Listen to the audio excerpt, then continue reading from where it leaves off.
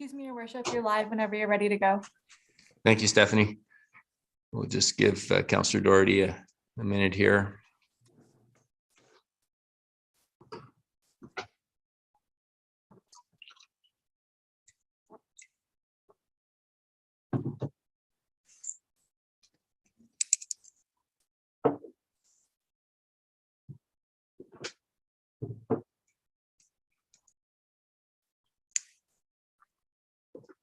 All right, we've got Councillor Doherty.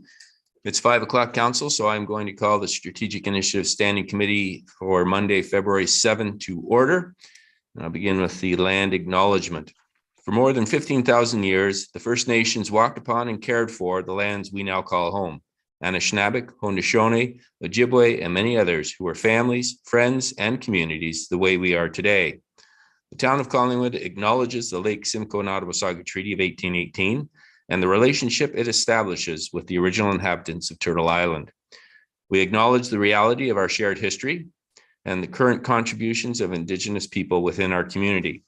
We seek to continue empowering expressions of pride amongst all of the diverse stakeholders in this area. We seek to do better and to continue to recognize, learn, and grow in friendship and community, nation to nation. I'll look for a motion to adopt the agenda. The motion reads that the content of the Strategic Initiative Standing Committee agenda for February 7, 2022 be adopted as presented. Can I get a mover and a seconder, please? Councillor Madigan and Councillor McLeod. Any additions or comments, Council? Seeing none, I'm going to call the vote then. All in favor? And that is carried unanimously. Thank you. That brings us to item 3, declarations of pecuniary interest. Are there any declarations tonight, Council? Seeing none, if you find yourself in that situation as we go through the agenda, please let us know. And that brings us then to item 4, which is deputations. And item 4.1 is Joint Physician Recruitment and Retention Committee Governance Structure. And we have June Porter and Councillor Rob Sampson on behalf of the Joint Physician Recruitment and Retention Committee. Clerk Almas, can you show in our guest, please? Certainly, thank you, Your Worship. We don't see Rob Sampson in our participants list. I see Ms. Porter. Welcome, Ms. Porter. Is Mr. Sampson going to join you tonight? Mr. Sampson is unfortunately in a public meeting that is still running, so he's able to join us today. I had hoped he would, but hopefully I'm able to answer all your questions. Oh, well, thank you for coming. And we know it's an occupational hazard. So please extend our regards to Councillor Sampson. And you have 10 minutes and I will start the clock now. So go ahead. So thank you. I had shared a presentation, if that could go up. So you can go to the second slide, please. First of all, thank you, Your Worship. I'm very pleased to be here today. I just wanted to start the presentation off with a highlight of headlines from Ontario in 2021. Basically, the doctor shortage for family physicians is all around us. And as I had been outlined in the white paper, really competition is fierce. Everybody's after family physicians, and there's a lot of residents in Ontario that are looking to be rostered to one. So just wanted to set the scene there. And if you move on to the second slide, please. Really a little bit to provide you an overview of the family physician landscape in Collingwood. So Collingwood is a medical hub in the surrounding rural areas, particularly attracting from Clearview and parts of Grey Highlands before the Collingwood Hospital and, of course, primary care services. There are 27 family physicians in what is called a FO. I'm going to try and keep the acronyms to a minimum, but this is a payment model that physicians self-organize to be reimbursed by the provincial government. There is a minimum of 3 physicians that need to be in a FO for it to be formed. And they are currently aligned with the Georgian Bay Family Health Team. There is 1 fee-for-service physician that does practice in Collingwood.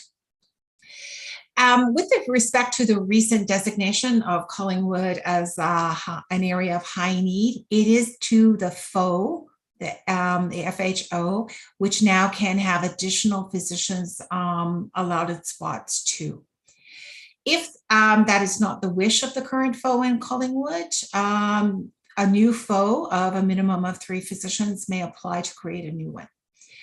A family health team may also have 1 or more FOs associated with it. So that's just a little bit about that piece there. There's also a piece in the province of Ontario where people who they're waiting for a family physician, they can join Healthcare Connect. This we have found through surveys last year that people don't like to do this. They feel it's an unnecessary risk because if they're moving up from Kitchener, London, GTA, that means they actually have to formally leave the physician they have. And people actively choose to retain their physician, even if it means a 5-hour round trip drive, rather than be left without one. Factors that have contributed and continue to contribute to the need for additional family physicians in not just Collingwood, but also the surrounding area is the number of unattached patients, which is upwards of 4,000 in Collingwood alone. The volume of unattached patients accessing out-of-hours care, whether they go to Emerge or they go to the after-hours clinic, because then their electronic medical record is fragmented and no one as such as a family physician is really keeping an eye on the story, their clinical story as it evolves. Family physicians that are at or nearing retirement, there is close to 1/3 of family physicians that are age 60 or over in Collingwood, and they will need to be replaced. And it may not be a 1-for-1 because typically they have had larger rosters of patients than the new graduates are willing to take on. And it's the ongoing residential and also business growth. Collingwood has been known as an area where business growth is going to happen and continue, and certainly residential development is going to continue. I personally know more and more people up here that I've known from high school or the GTA because people are relocating. So next slide. So the value proposition really is for the residents of Collingwood is they are happier with the healthcare they receive. They actually have access to appropriate preventative care. And that's what I mean by they're more apt to get a flu shot. They're more apt to have their cancer screening. If they're older, more access to the pneumonia, the shingles vaccines, etc. like this. This happens more frequently, higher uptake when you have a family physician. Diagnoses are more timely and accurate with appropriate tests and prescriptions. And they're monitored to see if they are effective. Are they the right medication?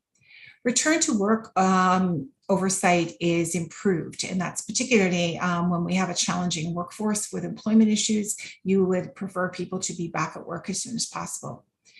It's particularly helpful with mental health treatment. Unlike you get a prescription for an antibiotic to treat an infection, if you're prescribed medication for mental health issues, they can take up to 8 weeks to take effect. So a family physician is able to monitor that and also ensure that patients don't give up because they don't think it's working. And also help patients cope with any stigma that can still be associated with that, unfortunately, in our society. It can also decrease or shorten hospitalization stays, which can help the crunch that our acute care providers are under. It can decrease admission rates, and within 30 days is a measurement the Ministry of Health uses, and it can decrease emergency visits, therefore long waits, and take treatment space available from patients who are of a higher acuity. Next slide, please. Emergency and walk-in clinics, while they do provide access to primary care, as I mentioned, they don't collect the entire story. If you don't have a family physician, the visit is recorded in Emerge or the after-hours clinic, but it has nowhere to go. No one has your history. No one knows and is following if the care you've received is appropriate and being followed up, your medication, or do you need additional tests, etc. So, well, it's okay. It's certainly not ideal in the long term. Next slide, please. So Collingwood was the only area not designated. So if you give another click, you'll see that now the region, the other click should have taken the red circle away. I apologize.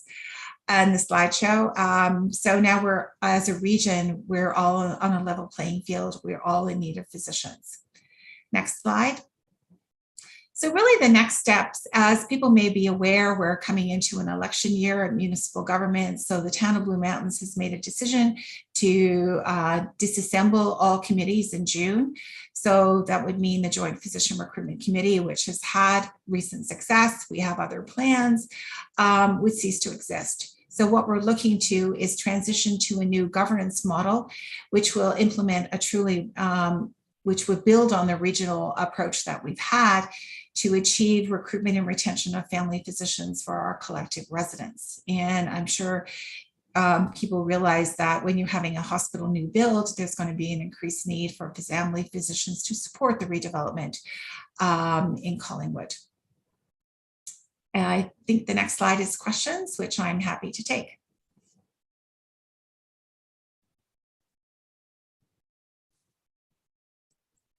I think I'd be used to that by now. Thank you very much for the presentation, Ms. Porter. Council, questions or comments on the presentation? Councillor Hanlon, go ahead, please. Can't let June get away that easily. Here, I thought I was getting good at this. Firstly, Mr. Mayor, I just have a comment and then I'll just maybe ask a question or two. I just wanted to thank June Porter for stepping up to volunteer to chair the committee. That only had counselors on it from our area. And June was our only non-counselor and a volunteer with extensive background in the healthcare field. And when she says that, you know, we had some success getting our area designated as an area of high needs for physicians, it meant our virtual cap on adding family doctors to Collingwood was lifted. And as some may know, Kingston's been at this particular task to get designated as a high need area for a number of years now. They spent $50,000 on a consultant and are still trying. So I just wanted to start by thanking June, really. It's been a pleasure being your vice chair. Thank you. Thank you. And so I wanted to just ask a question really for the assistance of council and the public. We've had, as I just mentioned, a committee of counselors. What are the options as we move forward? What kind of governance structure are you looking to? So I'm looking for a governance structure that would certainly still have municipal representation, but they just wouldn't be all elected municipal officials. We would be looking for, and I have had a discussion with Dr. Lisi, who is Chief of Staff of Collingwood, who's expressed interest in participating in a new governance structure because the acute care providers are vital. And also we would look to representation from the physician community, from the family health team, because everybody brings expertise to the table, and healthcare by definition is a very team-based industry. And because everyone has something to add. And particularly because the family physicians in Collingwood, a number of them play very key roles as preceptors in introducing learners who are still in medical school and providing support for residents in their 2-year residency program, and really do a lot to socialize them and provide meaningful experiences with rural medicine, and also the diversity that's offered to them in practicing rural medicine, such as some of them, if they wish, they can do low risk obstetrics, which is not always available in the more urban areas. There is a need with long-term care to provide support to the facilities. I know Sunrise has recently hired a recruiter to look for physicians to support their facility. There's also working in Emerge, role of hospice. I know a recent physician who joined the practice in Creemore. She is looking to take on a role as a hospitalist in the Collingwood Hospital as well. And they do surgical cysts, they participate in ambulatory care clinics, and new graduates are certainly looking to join a family health team structure, but they're also looking for diversity. And rural medicine in many ways offers tremendous diversity for them, as well as being in a beautiful area that's, known for its 4 seasons, access to a variety of sports, and also the arts and culinary experiences. Hey, thank you. I have one more question, I think, Mr. Mayor, and that is, you're appearing here before council tonight. I think if I try and come up with your ask, I believe the CAO for the town of Blue Mountains will be participating with others in coming up with a governance structure for this new entity. And would it be helpful if our own CAO was to participate in that as well? I would very much welcome council supporting their CAO, Sonia Skinner, in being involved in that, because I think it's extremely important, one, that Collingwood be involved, but they be involved as they see appropriate for Collingwood. I thank you. I should have said all that through you, Mr. Mayor. I'm still not with it. So, Mr. Mayor, I'm going to be making a motion. Okay, I'll come back to you, Councillor. I'm just going to finish off and see if there's anyone else that wishes to speak. Councillor Madigan, go ahead, please. Thank you very much, Mayor Saunderson. Hello, Ms. Porter. Nice to see you again. I had the ability to sit in on one of the meetings when Councillor Hamlin couldn't make it. And I couldn't be more in favor of Councillor Hamlin's comments about how fantastic Ms. Porter is as a chair. Not anything. You had such a meeting that day with a lot of different opinions, and you did a brilliant job. And I was so informed by that meeting. So I'm blessed to be able to sit in it. And I will say my mind was changed a little bit because I was very uninformed. It was really, it was odd to think Collingwood's kind of stacked with doctors, we think, but to hear most of the committee members that live in Grey Highlands saying, well, yeah, no, it is, Bob. We go there for our doctor as well. So it was, but I wanted to give credit where credit was due. June, you're a fantastic chair, and you managed to keep everybody kind of in line and on focus, dealing with multiple municipalities over a wide geographical range. So as again, I said, Councillor Hamlin spoke very highly of you, and I second it wholeheartedly. Thank you so much for coming tonight. We'll see what the information comes from this with what our hospital and our doctors have to say, and the professionals here at Town Hall. But it's nice to see you again, and thank you very much for what you do as a volunteer. We're all paid to sit on these committees, and you showed up and took the ball and ran the meeting like it was. You were amazing. So congratulations. Thank you. Thank you for your kind words. So any other questions or comments for Ms. Porter? Seeing none, I'll go back to you, Councillor Hamlin. You can put your motion on the floor. Thank you, Mr. Mayor. That council support our CAO participating in discussions around the creation of a new governance structure that would include how Collingwood would be represented on an ongoing joint physician and recruitment endeavor. Thank you for that. I'm going to look to Clerk Almas. The notice of motion is being read in, and under the new procedural bylaw, then my understanding is this would be dealt with at our first meeting of council in February. I just want to be clear that I've got that right. Correct, Your Worship. This would be treated as a notice of motion. Okay. So I saw some cards, but given that this will be coming back before us in first meeting in February, do you wish to speak now, Councillor Jeffrey? Go ahead, Councillor Jeffrey. Thank you, Mayor Saunderson. So through you to Councillor Hamlin and actually to CAO Skinner, I'm wondering if the notice of motion would be better to read CAO Skinner or her designate. I think we're looking at a list tonight with a significant amount of responsibility, and I think it should be the CAO's decision as to that participation under her oversight. So I'm just thinking it's better to think about that now than when the motion comes up. Thank you. Okay, thank you for putting that on the floor. I guess you can have a conversation with the clerk and with Councillor Hamlin, and if that's something she's willing to consider, that can be made before the motion or the meeting in February, or you can bring it on as an amendment. Is there anyone else who wishes to speak to the motion? Seeing none, thank you very much, Ms. Porter, and thank you for your work that you yourself and your committee has done. We'll look forward to moving forward. Thank you very much. And Clerk Almas, that brings us to item 4.2, which is the Integrity Commissioner Investigation Report. And I think Mr. Stewart, Mark Stewart, wants to speak to council. Yes, thank you, Your Worship. I'll allow him to enter the room.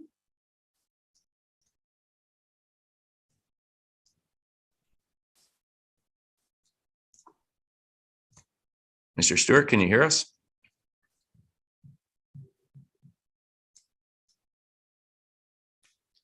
Mr. Stewart may have to toggle his video and mute button on the bottom of the screen.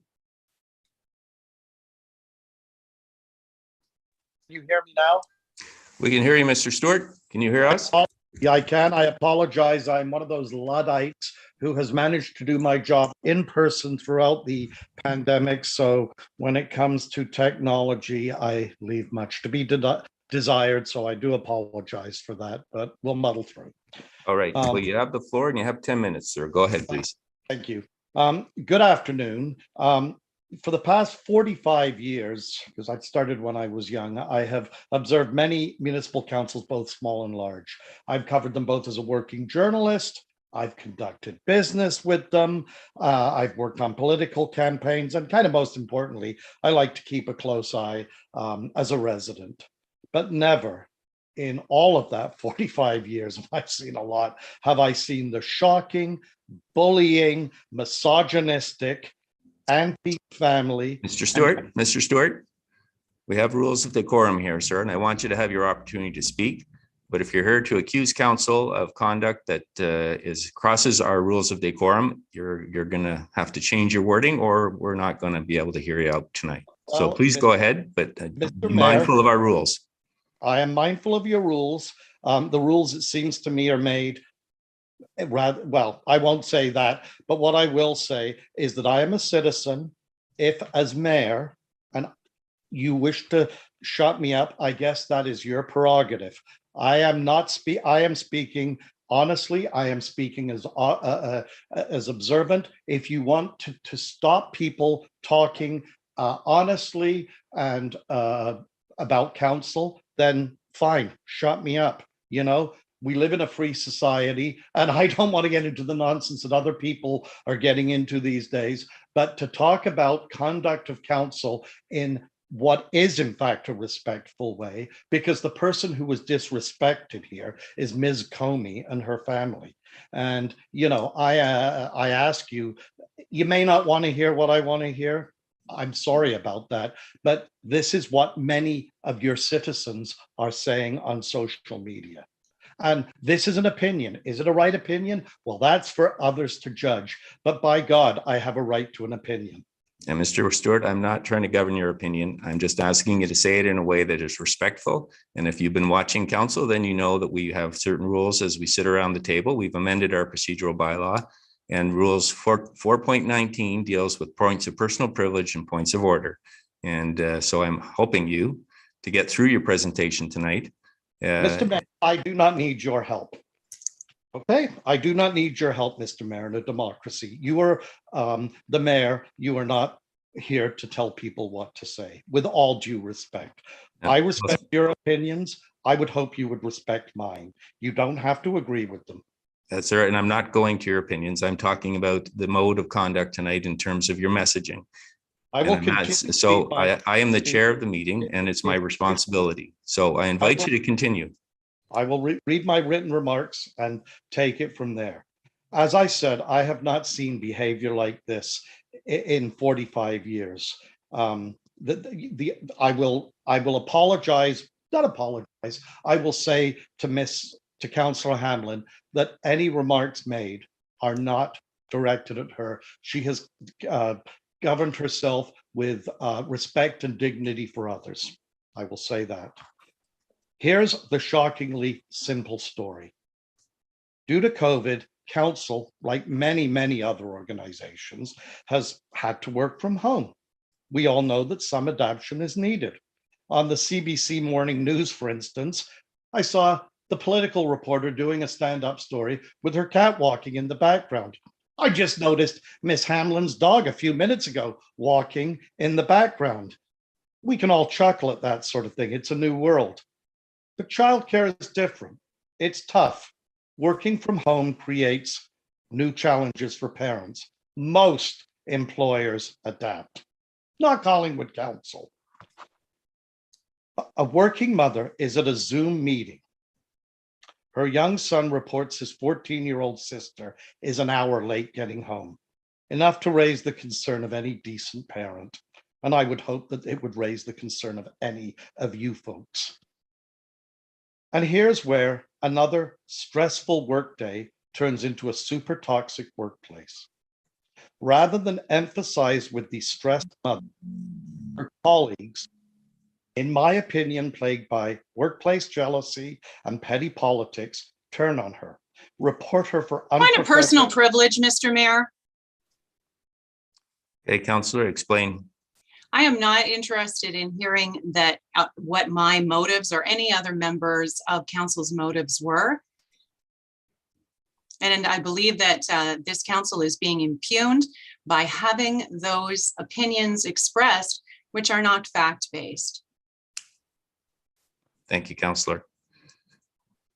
So, Mr. Stewart, under Rule 4.19 of the rules of our procedure here, when a member of council, a member of staff, or a delegate such as yourself makes a comment that impugns the credibility of council or their conduct, then you have, I put you to an election where you either apologize and withdraw the statement, or your opportunity to speak is cut short.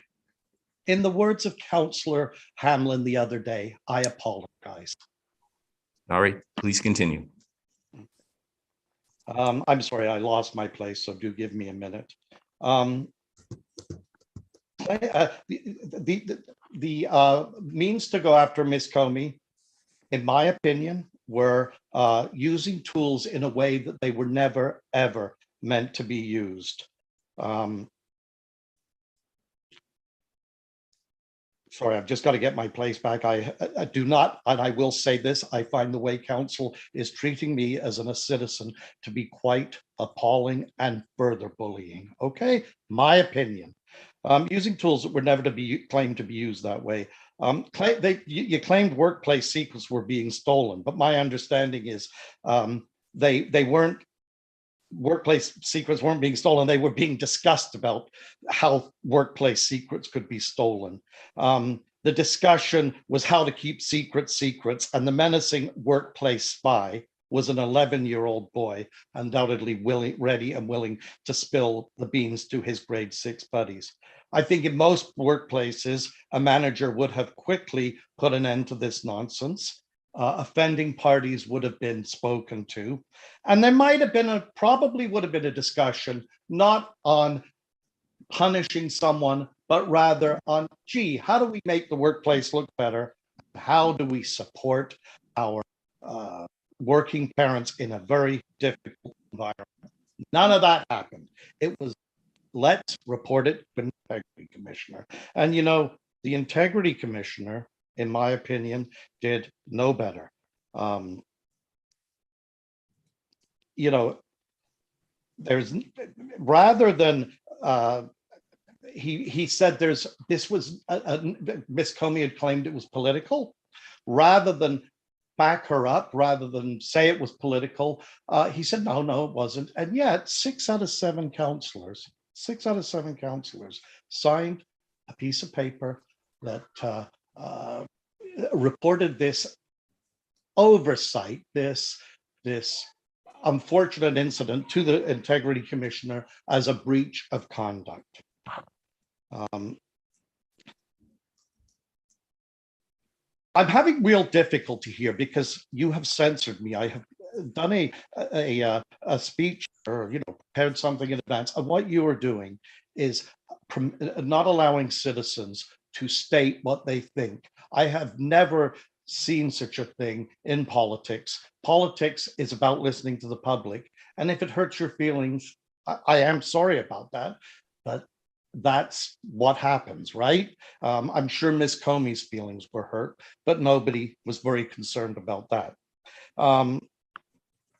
What I will say is that Collingwood Council— Point of personal privilege, Mr. Mayor.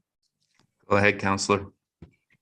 Mr. Stewart is ascribing motivations that he cannot possibly have any knowledge of, and therefore impugning the character of this council. I appreciate your comments, but I'm going to go to Mr. Stewart. Mr. Stewart, we're not censoring what you're saying, sir. We're asking you to comply with the rules of our procedural bylaw, which all members of council comply with, which all members of staff comply with, and now all members of the public are asked to comply with.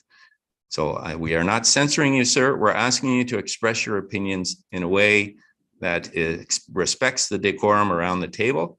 With that said, I will let you continue, but I'm trying to give you an opportunity here, sir. So just say it in a way that does not inflame the circumstances. With all due respect, what you are asking me to do, is refrain from criticizing the action of any councillor. I have deliberately not named names, but I think that to talk about council in general, the only name I have named is Councillor Hamlin, because I think she commended or governed herself excellently. But I think as a group, council didn't. And I don't think that there is any malfeasance, any error in stating that council did not do itself well. It has diversity. We have the only people left on council, with all due respect, are people over 50 who have no children. And I will read to you, this is somebody else. I hope she's not being disrespectful, but this is a youngish woman in our town who's taken a lot of brave stands. And I personally have wanted her to run for council. And this is how she reacted when council, did this action against Ms. Comey. This woman is a young mother, and she said on a social media statement, after how our council treated a mom with a worried child, there is no way that any parent in their right mind will run for council. Good luck finding young people to stand up for you politically. What a sad state it is when people in their 30s and 40s are saying, I can't run for council. It's just too hard on my family. It's always going to be hard on families. I'm sure all of you know that, but to do what they did then to a young mother is a disgrace. I hear councillors saying that this is fine and it's going to further my political career. Well, you know what, Ms. McLeod and Mr. Saunderson, you can tell me to be quiet all you like, but if you have read social media, let me tell you one thing. Most of the time, us folks in Collingwood couldn't agree on a damn thing with council, everything we fight on. But the people who I generally disagree with are all coming together and saying but one thing. This is a disgrace. This is an affront to decency. This is an affront to families, and this is an affront to motherhood. You've done a great job in uniting very desperate people. I will tell you that much. And I would ask that council do one thing or a couple of things. I would firstly ask that an apology, both public and private, be made to Miss Comey and her family for the just horrible way she was treated. I would also suggest that she be awarded severance pay as to what she would get till the end of council. And I say to you, that if this were a private employer and this had happened, I think Mayor Sanderson and any other lawyer here, maybe Ms. Hanlon, would see that there would be some sort of litigation and a settlement of that order would not be uncalled for. I would also suggest that we don't have a very inclusionary or diverse council. And now as well, we don't have any people of color. We don't have any openly gay or lesbian people. We do have women, and that's good. There's a fairly good gender split, and I'm happy with that. We now don't have younger people. I would suggest that as part of this three-pronged plan, we have a task force that is set up immediately to encourage diversity from all groups on council to run for council, and to, especially given the circumstances, encourage young people, or parents of young children to be on this committee and to find ways that we can be supportive of them if they're on council, to get past this and to find positive ways to help people serve their community. I have Mr. Stewart, we're at 14 minutes here, sir. I've given you a little extra time because of the Hey, well, I will dialogue that's gone on. just- So if you can wrap it up, please. Sure. Yeah, I've never been as embarrassed by a council. I am certainly unhappy with the way you treated me today. I'm not surprised, but I'm unhappy. And I would say that Collingwood deserves better, and I hope we get it. Thank you. Council, questions or comments on the deputation? Councillor McLeod? Thank you. And I thank you, Mr. Stewart, for your time and for your passion. Really happy to see you here. I'm sorry that it was, it's unfortunate that you had to be reminded of your manners a couple of times throughout the course of your presentation. Pardon me, that's my dog.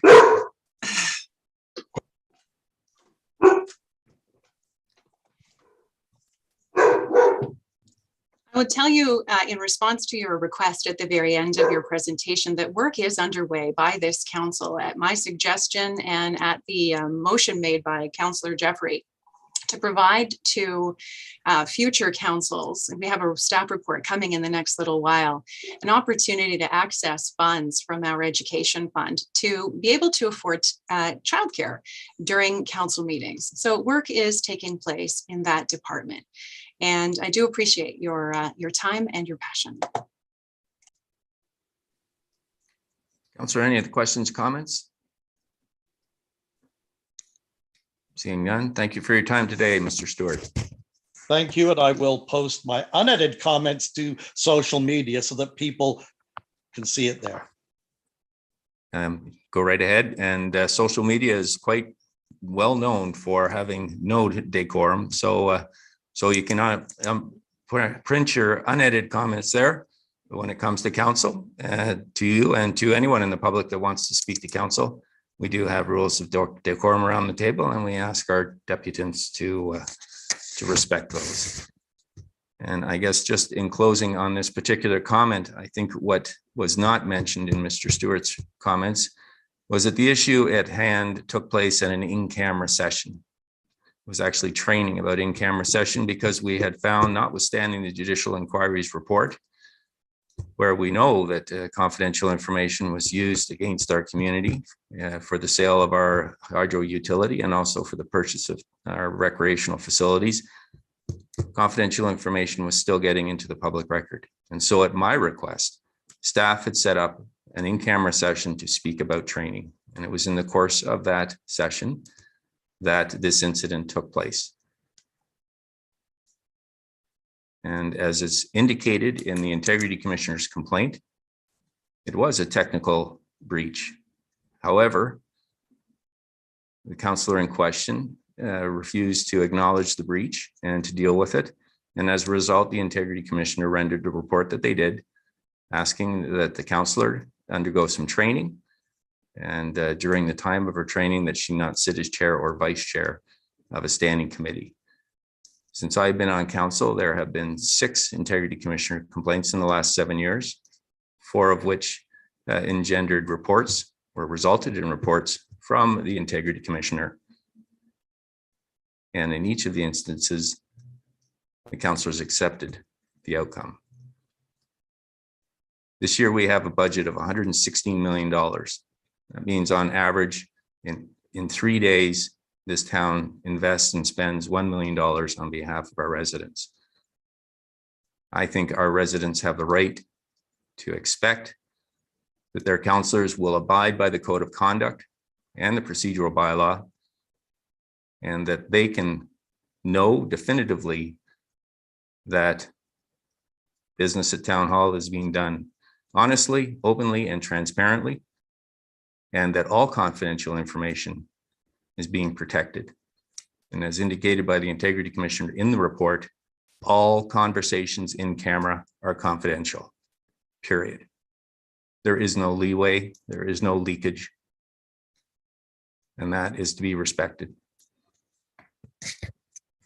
That brings us then to item 5.1, which is our update on water capacity and land use planning study, and I will pass it over to CAO Skinner.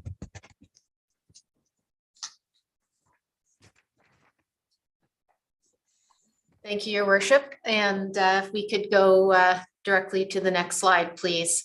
I'm going to do a quick run through this update this week. There are not many changes, and we're anticipating some updates in the weeks to come. I'll tell you a little bit about that as we go through, but it is triggered to be a weekly update through this resolution of council that each week until the interim control bylaw is lifted, that council and the public will receive information about negotiations, building permits and the like. And these items are in this update today. Next slide, please. The situation has not changed. We have a water supply that's safe and available. Council's been very proactive. We've been able to have all of the ready to go development applications proceed this year. And with the chlorine maximized and new ultraviolet treatment expected in the current plant in 2023, we're closing in on the capacity to meet our expected growth if we can get the plant completed on time, but we still need to manage our water expenditures very carefully over the next 4 years to make sure that we grow as a complete community to the benefit of Collingwood's residents and visitors and businesses. Next slide, please. So there's two parts of this presentation. The first is a water capacity update. So this is all about plants and the ability to produce drinking water. Next slide. There's no changes on this slide from last week. The design is in progress, and we've been working on the draft agreements with other municipalities. Next slide, please. No changes on this slide either.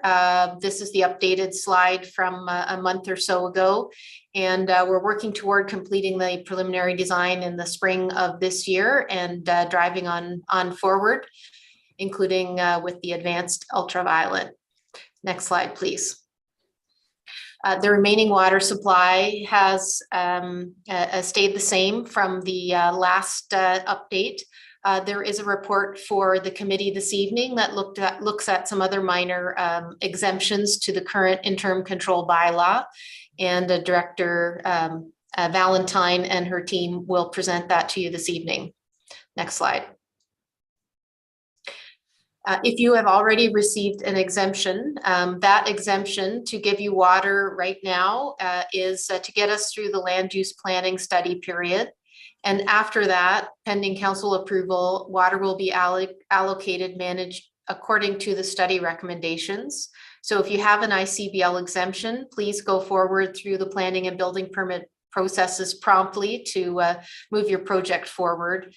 And if you've not been granted an exemption, there is a deadline for applications that has been proposed, and your planning application will be and if you don't get an exemption, projects that require a Planning Act approval can still be and will be processed by staff. However, council planning decisions would follow a future exemption or completion of a planning study or the end of the interim control bylaw. Ideally, the end of the interim control bylaw, I think would be ideal for everyone. Next slide, please. Second half of this presentation is about the land use planning policy study. The next slide. So we are just at the near the end, and there's 3 prongs continuing. The official plan, which we won't talk about further, it's in update on a separate track. And if we could go to the next slide, please. We have very important, this is the thing I wanted to highlight for the public today, is that the second round of consultation on our servicing capacity allocation policy. So after the end of the interim control bylaw, that's how water and wastewater servicing will be allocated. And February 9th, later this week, 2 more days from now, we will be having that consultation with the community. The development community will be in the afternoon, and the public session will be in the early evening from 6:30 to 8. And at any point, you can also leave comments on the Towns Engage page on our website. There's also the third path, or the third prong, is the zoning amendment, which will come forward to council later in February. Next slide, please. These haven't changed too much lately, but what we have, I think the most important piece here is the little chart to the right. And of the total of the single development units that have received exemptions from council, 295 of those single development units worth of water have had building permits issued. And an additional 62 single development units are under review, but there remains 90 out of the almost 500 total that haven't received an application to date. Next slide, please. And you can look at building permits different ways. This one is the percentage of total building permits that were available under exemptions that council had approved, and where each of them are.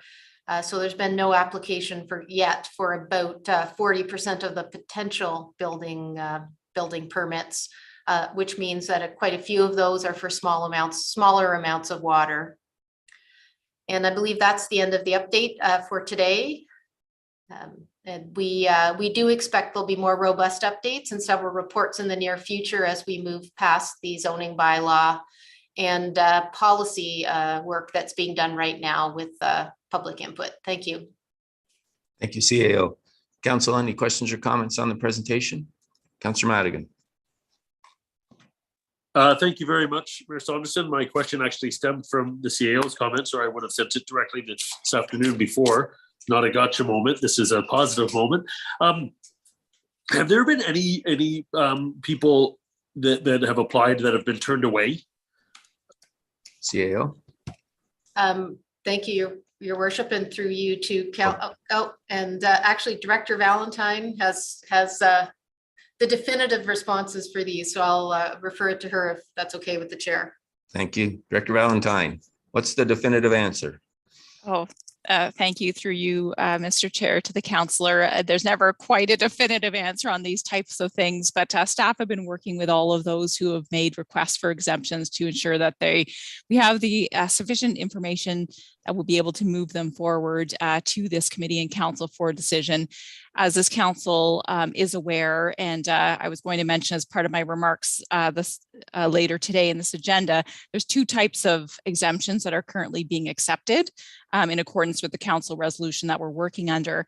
One is exemptions for industrial, commercial, or institutional properties where a change of use is proposed but no additional water. So there's been about 6 or 7 that fall into that category.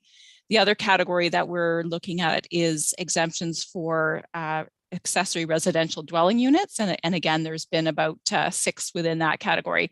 There are a few that don't fall well within either category, and staff are collecting more information to determine if we're able to bring those forward. Anything that doesn't fall within those categories does have to wait in a holding pattern until after the land use planning policy study is completed and implemented, and that's in accordance with council's resolution. So there is a small handful that don't fit into either of those categories that we have been holding until after the study period.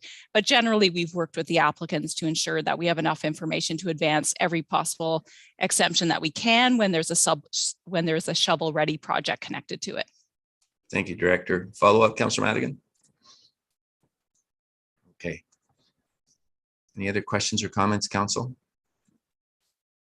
Seeing none, that brings us to item 6, which is the consent agenda, and the resolution reads that the council herein receive the general consent agenda and the motions therein be approved, and further that the information and opinions provided in the general consent agenda items are those of the authors and are not verified or approved as being correct.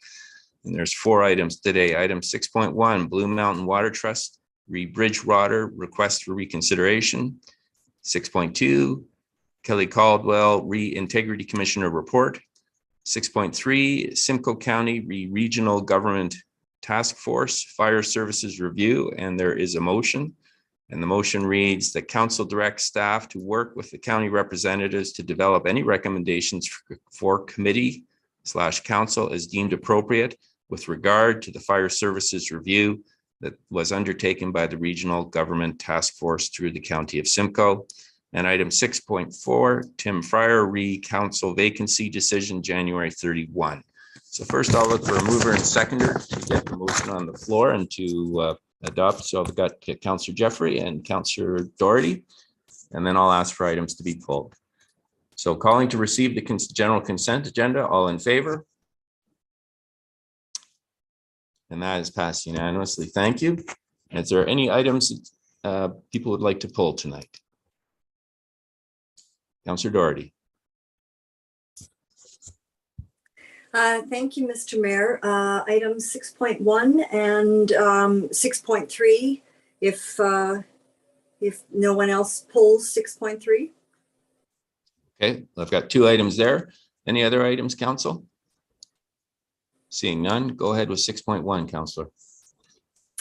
Thank you very much, Your Worship. I was just wondering, I understand that the Bridgewater application is among the list of development applications that are on our Ontario Land Tribunal appeals list. And I'm just wondering through you to Director Valentine, if she can provide an update or if she actually does plan to provide an update under departmental updates later this evening. Director Valentine. Certainly. Thank you, Your Worship, and through you to the councillor to provide some context to the letter that is on the consent agenda today. The Bridgewater appeal is for a non-decision related to a proposed zoning bylaw amendment on lands with an existing draft plan of subdivision. So that's the general nature of the appeal that is the subject of the letter. And generally, the proposed amendment that's at issue seeks to increase the density of development on the subject property. And in terms of status of the appeal record has been submitted to the Ontario Land Tribunal, and the tribunal has assigned a case number and a case manager to the appeal. A case management conference, which is generally the first step in an appeal, has not yet been scheduled at this point. But in accordance with the recently endorsed Ontario Land Tribunal process report, the next step would be for staff to bring a report forward in camera to provide council with background on the appeal and receive direction from this council on how they wish to participate in the appeal, among other matters. And we would be targeting this report to come forward in the February or March meeting cycle. And that is a report that would be advanced in camera. I'm not sure, Councillor, if you wanted any other remarks at this point, but that is the status of the appeal at this time.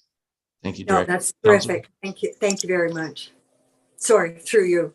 No, that's just Councillor, before I'm just going to look around the table. Is there anyone else who had questions about relating to item 6.1? Seeing none, go ahead, Councillor, on 6.3. Yes, so I see that the county is asking for a resolution of support from this council. I don't see that resolution included in our agenda. Will we be bringing forward one a little bit later during this agenda? I'm going to speak to it quickly because I'm involved in the task force at the county. And so the county received a report on the fire delivery service model throughout the county from POMAX, and had this motion was passed by the task force, sending it back for discussions at each municipality. And so Chief Parr, Councillor McLeod, and the CAO, and I think some other staff have a meeting scheduled for tomorrow afternoon to get the feedback from our fire chief and staff about their thoughts on the recommendations in the POMAX report. And then we will be taking those back to the task force for further discussion. And so that's really the context in which this motion is being passed. So I'll turn it over to Chief Parr for any additional comments he may have, and then CAO Skinner. Thank you, Your Worship. I think you hit it on the head that we will meet to discuss, as this really actually says to what was recommended and what we could use or not, maybe not use within the county findings or the recommendations from the task force. So we'll have a great meeting tomorrow. I have lots of notes, and hopefully we can come up with some very productive outcomes to the meeting. So we might even be putting out a few fires, Chief? Yeah. CAO Skinner, do you have anything to add? Thank you, Your Worship. through you also to Councillor Doherty, I would just add that I would think that the county has asked for a council position, if there is one, around whether they'd like to move forward. So I would expect that any outcomes that we wish to act on, or even a final confirmation that we don't think we need to act on any of them, would come back through the committee and council process as it makes its way to the county. Thank you. Any follow-up, Councillor? No, thank you. I'm very glad that the CAO added that there would be an opportunity for input from all of council before this goes back to the task force. So that's terrific. Thank you. Thank you. Any other questions or comments on that item, Councillor? Councillor Madigan. Thank you, Mayor Saunderson. So glad to hear that there's a meeting about this tomorrow. My concern was going to be through you to the chief, but I think I'll pull it back, but I'll still mention it. You know, we always strive to save our residents money, but since every town kind of has different needs and abilities when it comes to fire service, my question is still, in the chief's expert opinion, can this benefit the needs of Collingwood residents and not just other people in the county? But I look forward to having you guys at this meeting and bringing that back to us. Thank you. Thank you. All right. Seeing no further discussion on the consent agenda, that brings us to staff reports, and item 7.1 is CAO 2022-1 interim control bylaw number 2021-24 exemption requests, commercial projects with no additional water capacity and accessory residential units. And with that introduction, I'm going to pass it over to Director Valentine. Thank you, Your Worship. We do have a grouping of 6 new requests for exemption to the interim control bylaw for your consideration today. And at the risk of being slightly repetitive to my previous remarks, but this is pretty important, and we get questions quite a bit about the exemption process, but I think it's worth repeating that under the existing council resolutions, there are only 2 situations where we're currently able to consider exemptions to the interim control bylaw. And the first situation is for industrial, commercial, or institutional projects that do not require any additional water capacity and do not require Planning Act approvals. And the second bucket, if you will, is to facilitate the construction of accessory residential dwelling units in recognition of the strong need within our community to provide housing.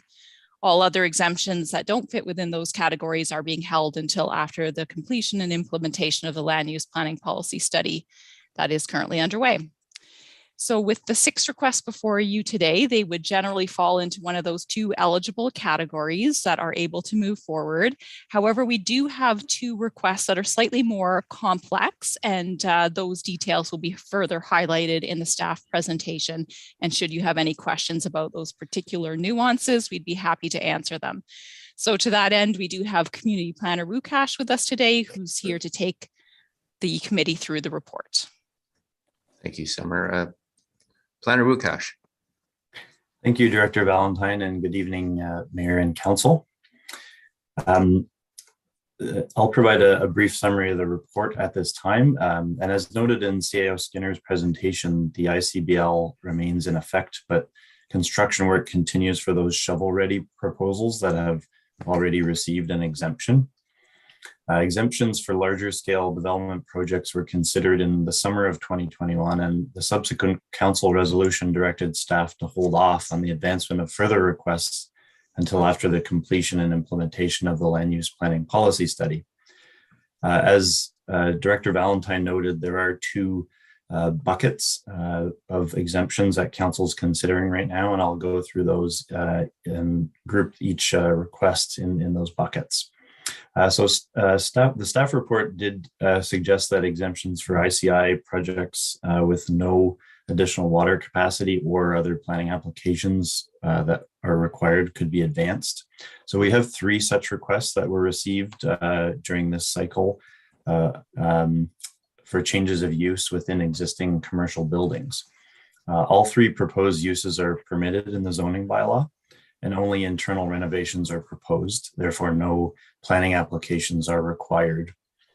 Each applicant also indicated that no additional water capacity allocation is needed to support those change of uses, and that was confirmed by our CBO. The original intent of the ICI industrial commercial institutional change of use exemption category was to support the local business community and provide flexibility to allow ICI properties to transition from one use to another where no additional water consumption is required. And the staff report highlights that there is one ICBL exemption request for 58 Hurontario Street that is not quite the same as the others, in that it's a transition from residential use to commercial use in the downtown area. Being that this transition involves the conversion of one vacant second floor residential dwelling to office space, staff consider this to be a small scale transition. The proponent also notes that it would expand an existing adjacent business office that supports 120 local entrepreneurs. So if council has discomfort with the change of use of a small scale from residential to ICI, it does have the option to deny the request at this time. However, under the current draft servicing capacity allocation policy, this type of conversion would be exempted from the policy and permitted to move forward once the ICBL expires. So staff have reviewed all of the ICI requests against the council approved criteria and are recommending exemptions from the ICBL be granted for all three properties. So when looking at the accessory residential dwelling proposals that we have in front of us, since the last round of exemptions in July 2021, there have been numerous requests for these types of construction. We also know them as second or secondary dwelling units, basement apartments, accessory apartments, and coach houses. They all result in additional rental housing opportunities in our community. And so in order to support housing affordability and those additional rental housing options, council further directed staff on December 13th, 2021 to advance exemption requests for those types of uses on a case-by-case basis. Council acknowledged that the benefits of approving exemptions for accessory dwelling units outweighed the low risk and capacity allocation for these types of dwelling units. So we have three requests that have been received for accessory units noted in the report. Two of them would require 0.66 SDU of water capacity allocation each, while the third does not have access to municipal services and would therefore not require any additional water capacity. The application on Reed Crescent is a basement apartment intended to provide housing for local emergency service workers. Zoning compliance will be reviewed through the building permit application, but the applicant notes that no planning applications will be required.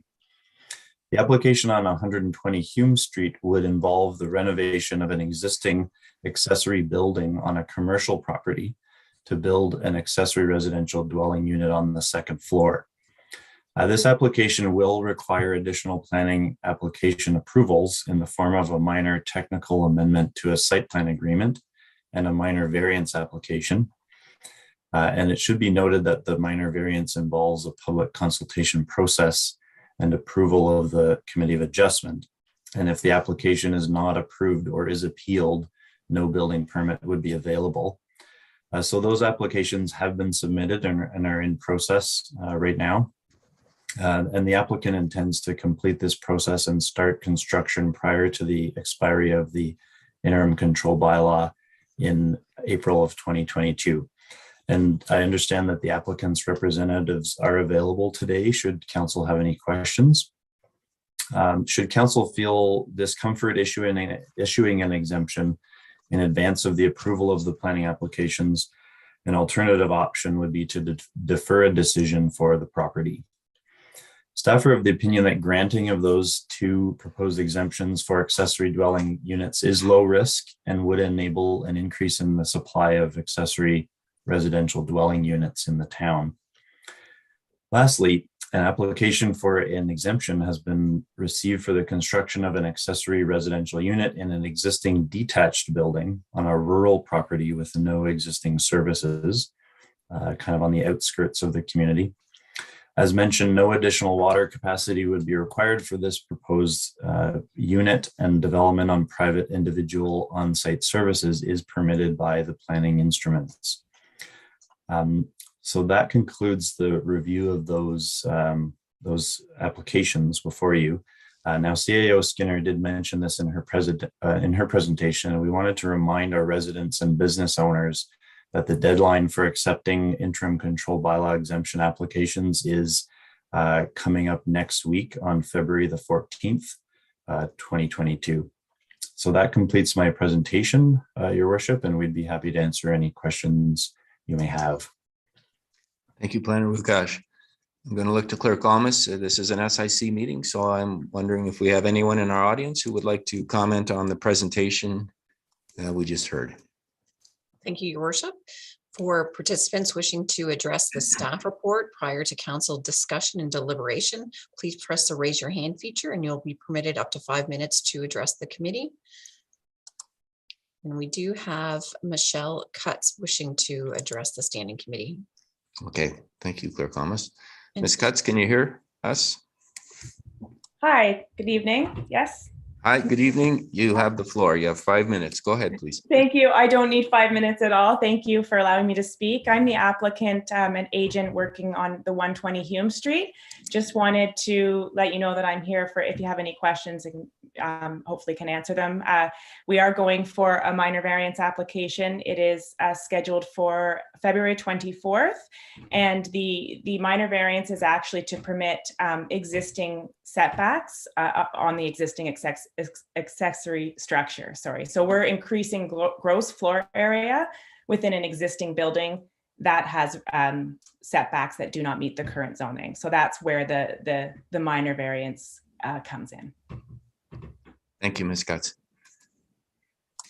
Sarah, anybody else from our gallery that would like to address us? Thank you, Your Worship. We have Mr. Bill Pluis.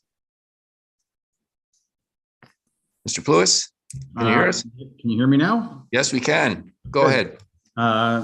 It's nice to see all your faces again. I haven't seen them quite some time, but it's I'm back. I just had just for clarification on the exemption for 275 First Street we've applied for.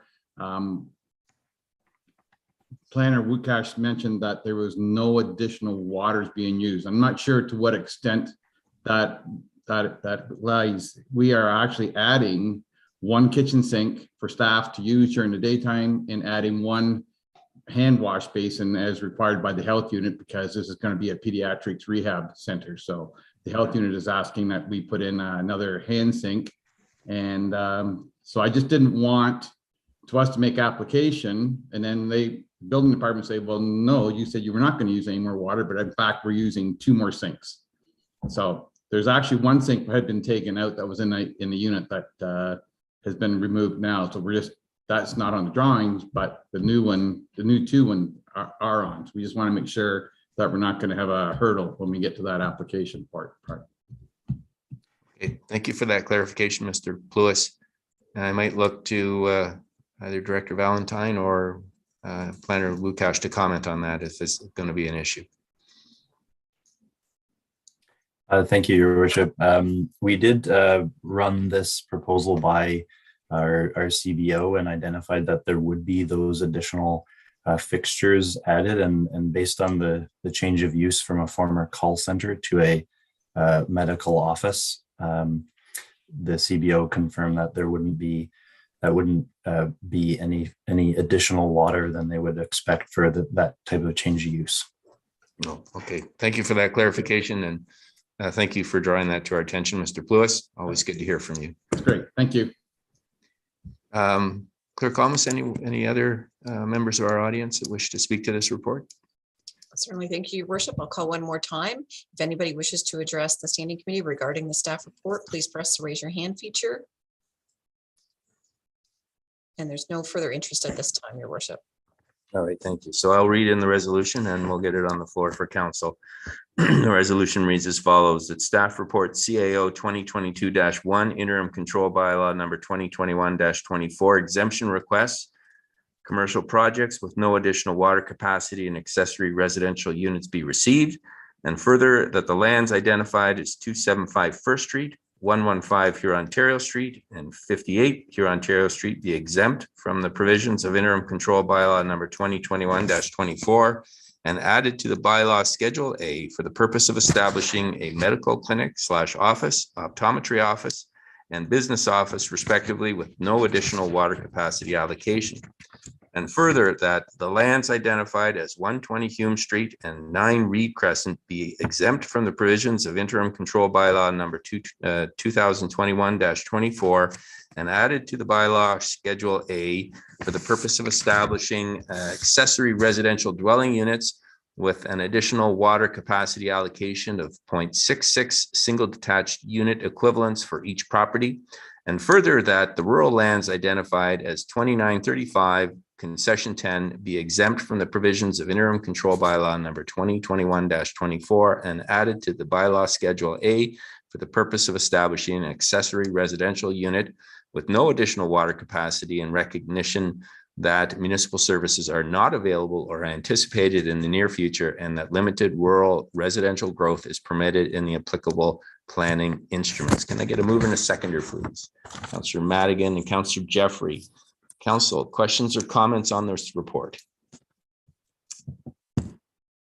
Seeing none, that was, oh, go ahead, Councillor Doherty. Sorry, I didn't get my card out fast enough.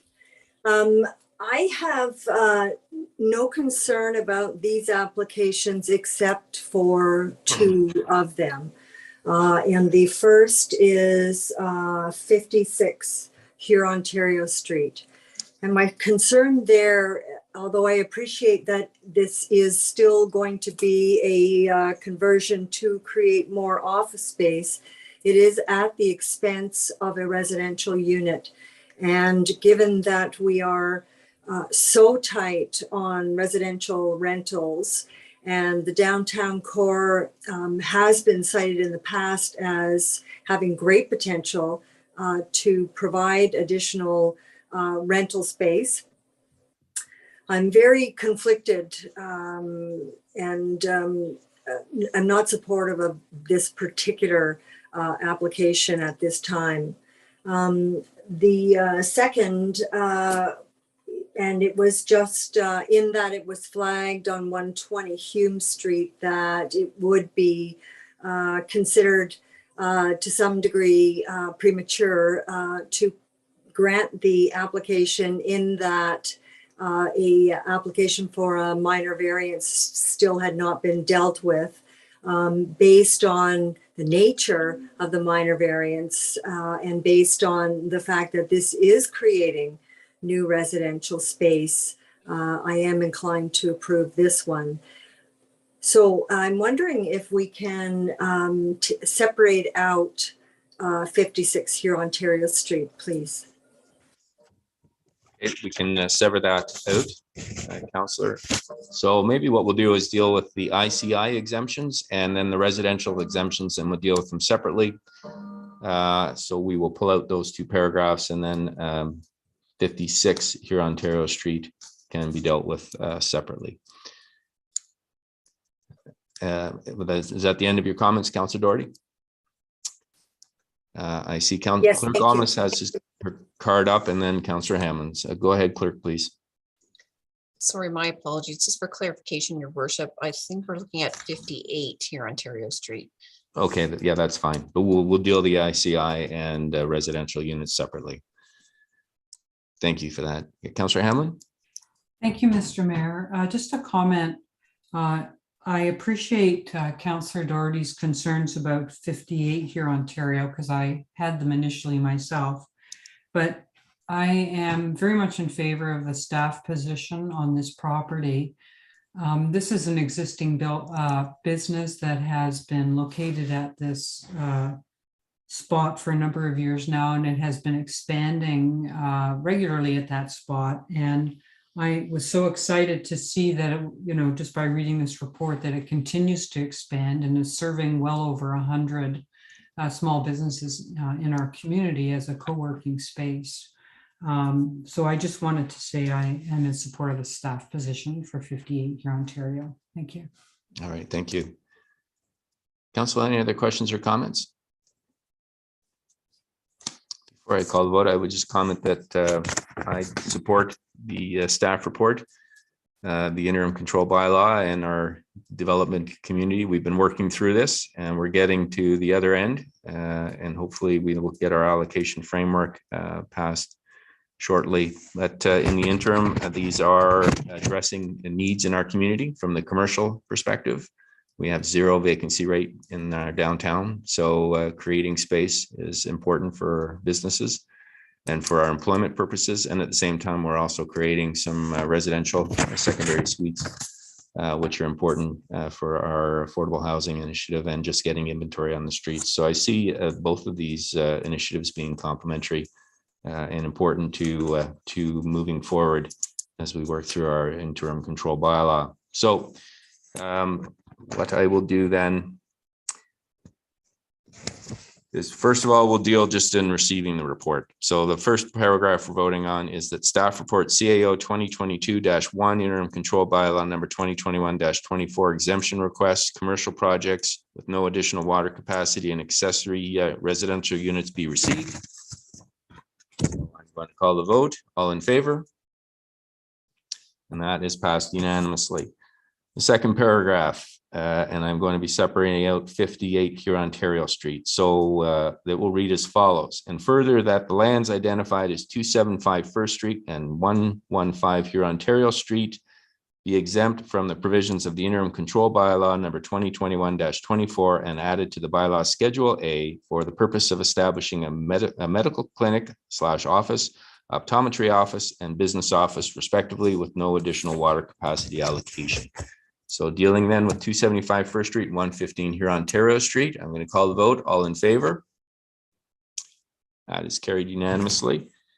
And this final vote on the ICI commercial properties will be read, and further that the lands identified as 58 Hurontario Street be exempt from the provisions of interim control bylaw number 2021-24 and added to the bylaw Schedule A for the purpose of establishing a business office respectively, with no additional water allocation.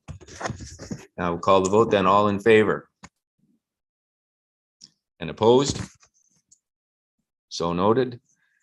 And then the final or one of the final paragraphs reads, and further that the lands identified as 120 Hume Street and 9 Reed Crescent be exempt from the provisions of interim control bylaw number 2021-24 and added to bylaw Schedule A. And I'm going to have to back that out. My apologies. So we will call the vote just on 120 Hume Street because I believe that's the one you wanted severed. Is that right, Councillor Doherty?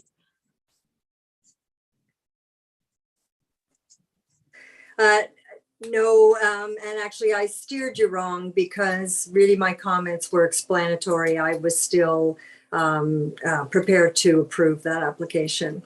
Okay, all right. Thank you for the clarification. So then I'm going to read it again. And further that the lands identified as 120 Hume Street and 9 Reed Crescent be exempt from the provisions of interim control bylaw number 2021-24 and added to bylaw Schedule A for the purpose of establishing accessory residential dwelling units with an additional water capacity allocation of 0.66 single detached units for each property. And further that the rural lands identified as 2935 concession 10 be exempt from the provisions of the interim control bylaw number 2021-24 and added to the bylaw Schedule A for the purpose of establishing an accessory residential dwelling unit with no additional water capacity, in recognition that municipal services are not available or anticipated in the near future, and that limited rural residential growth is permitted in the applicable planning instruments. So that's completes this item. And so we've had good discussion. I'm going to call the vote then. All in favor? And that is carried unanimously. Thank you. So that brings us then to item 7.2, CAO 2022-2, 2021 operational plan accomplishments and 2022 operational plan. And I'm going to pass it over to CAO Skinner. Thank you, Your Worship. For the purpose of getting through this bit of information expediently, I will present it myself, and there is a deck associated with it. I do want to thank all of the department heads and the managers for their work to finish off the documentation on accomplishments from last year and the plan that we're going for this year. So the intention of this is to show you how last year finished, and in fact set ourselves up for the next year. And you'll see, and I'll mention as I go through, that there are appendices associated with the report that's in council's hands and published for the public. That includes the entirety of all the information. But when I go through the numbers, you'll see why I'm not mentioning every project. And the intention, and you'll see the motion proposed, is that council receive this information. And thank you. So just by way of background on the next slide, in 2020, council, after community input, updated our community-based vision and tweaked some of the wording here. And we read this to be where we're going with council. And we try very hard to that everything we do drives our community closer and closer to the vision of where we all want to live and play and work. Next slide, please. But the vision is not enough by itself. We have this vision that sets out where we want to end up. And we have some transformation efforts that council has identified in the strategic plan. So there's five items in the strategic plan. And what they do is council's chosen those items to drive us toward our vision. And then every day we all deliver programs and services to the people in our community that improve our community and deliver what council's decided to deliver. Next slide, please. So we have a framework that we use, and this one I've tweaked it a little from what was in the presentation, in the report, but just to help me explain it. But overall, the vision's at the top, it's the pinnacle. And then council's decided on those five core pillars of strategic transformations. And under that, we have all of the town programs and services. And under that, which is often invisible to council, but very much part of my day-to-day from a staff perspective, is the annual performance plans of individual staff. And then from the hands of those individual staff, collectively, the community will experience the assets and the services that are enabled by the investments of people in our community and council's direction on those investments. And then if we're good at our jobs, then the corporate performance reporting will inform council, staff, and the public on how we're doing. So the annual operational plan that I'm about to go over in a very high level with you includes all of the strategic transformations that council's identified and a number of the programs and services. And I'll tell you more about that in a second. So next slide. So in this operational plan, what we put in here is anything meeting one or more of these criteria. If it was a council resolution and it required action by staff, it should be in here. You should see every resolution that hasn't been completed, hasn't been completed. That's within the time scope of the report. If it has significant mention in the budget, it should be in here, including all the capital projects. If it's going to council for a decision, so you're going to need to make a decision in the next year or the past year, and then it's in here. And if it's a project that notionally has a roughly 3 person weeks of time or more, then we're looking for staff to include it in here. We thought that's significant enough that the public and council would like to see it.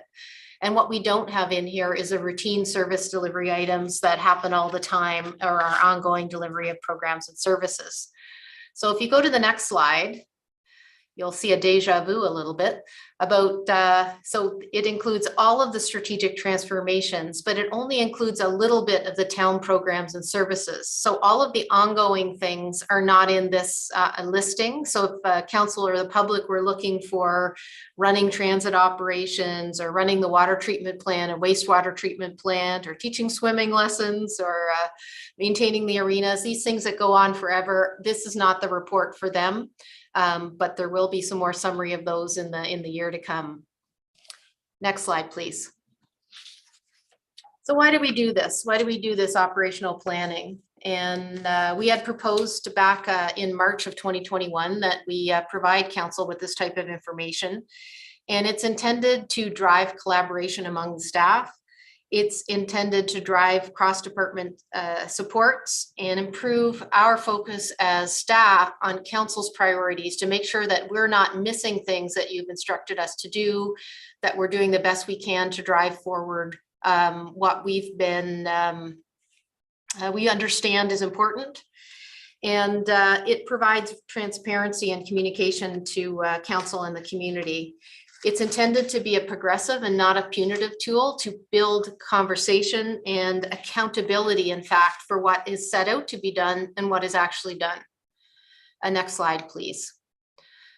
So I'm going to start just to run very quickly through the items that were originally presented in March last year, so just under a year ago. Staff presented 369 items in a very small spreadsheet at the back of a report for council. That was our first attempt at an operational plan. All of those were to be delivered in 2021, although there was 4, I believe, that were targeting 2022.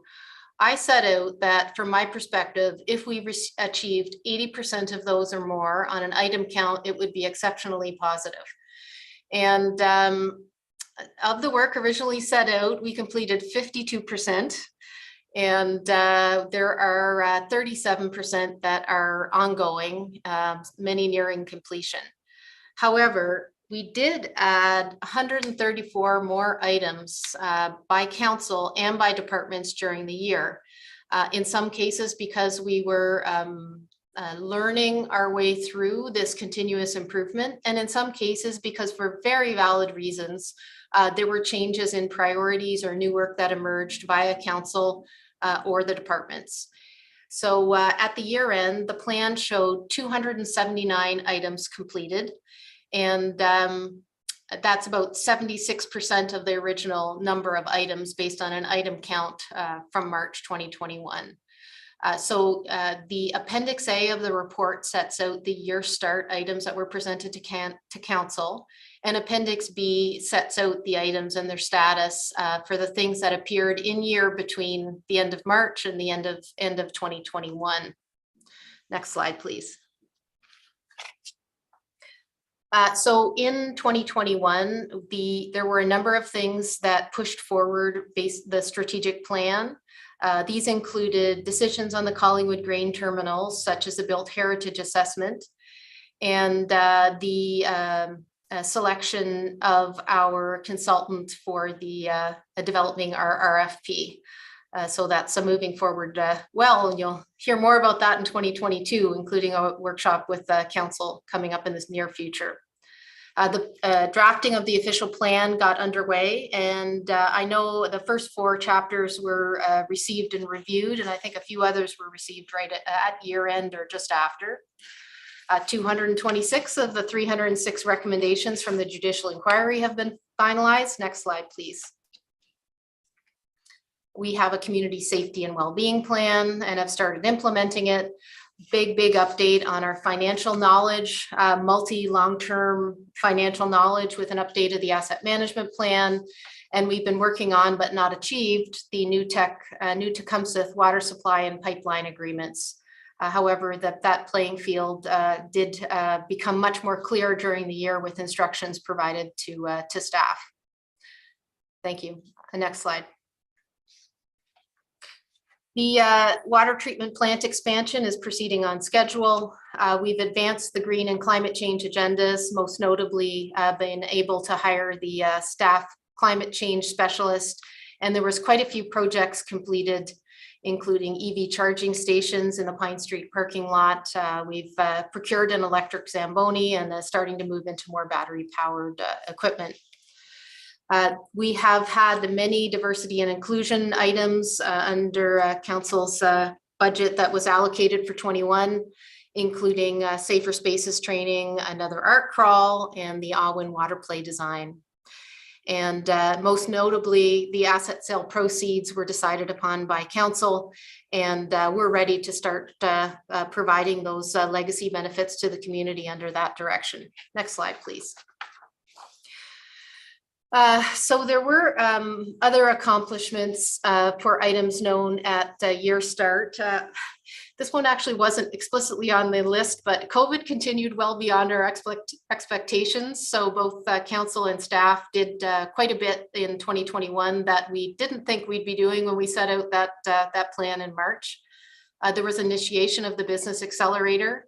The BIA MOU was completed. Unity Collective has really progressed. We're very proud of that work.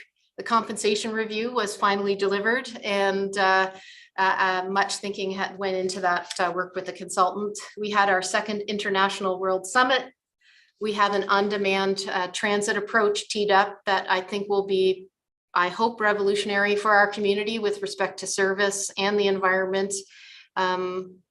And you can do all sorts of things online, including applying for that building burn permit if you need one. There's another page of 2021 accomplishments, items known at year start on the next slide. The support for the affordable housing task force, the Arts Center feasibility study, lots of wayfinding signage, the crosswalk at Huron and Niagara.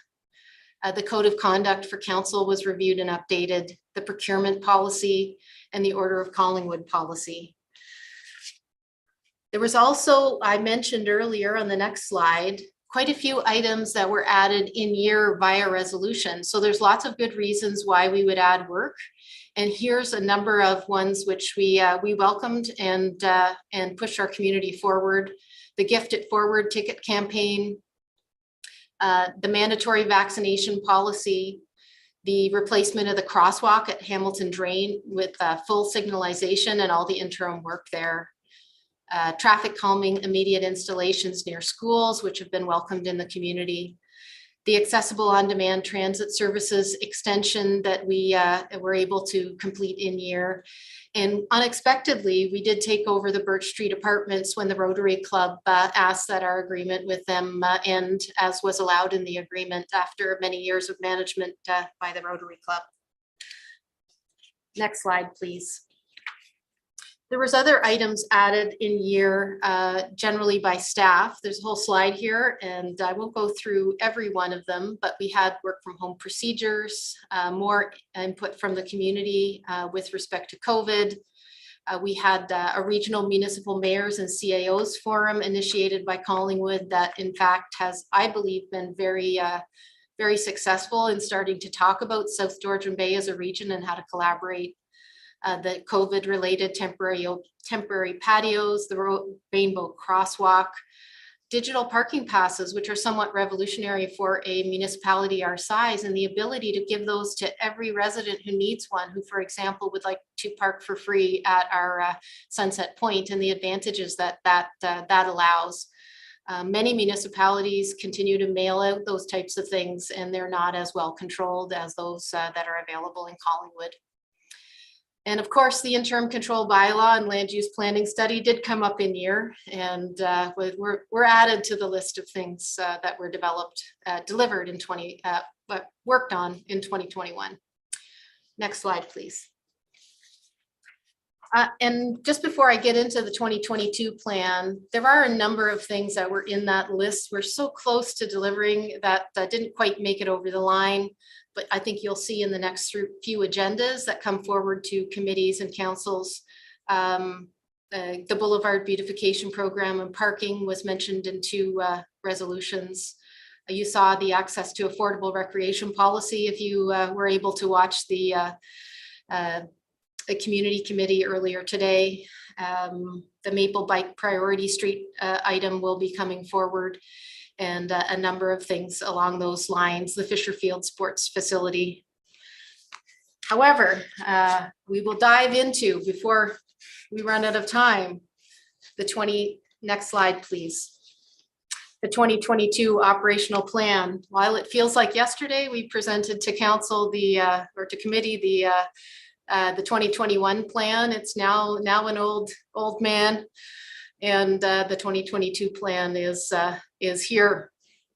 And if you're looking for all the details of the 2022 plan, they're provided in Appendix C of this report. And in Appendix D, you'll see the highlights of the budget that council approved at the end of the year. So next slide, please. We know that this is the year to deliver, and we understand from council's comments and direction during the budget that there's a few things that we have a laser focus on making sure happen. A few of these include enhancing our trails network. We have some new crossings and signals, identification of next priorities from our warrants, and signage and markings updates so people know better where the trails are, particularly the multi-use trails that mix pedestrians and bicycles. The water treatment plant should stay on track, and the interim capacity we're planning for 2023.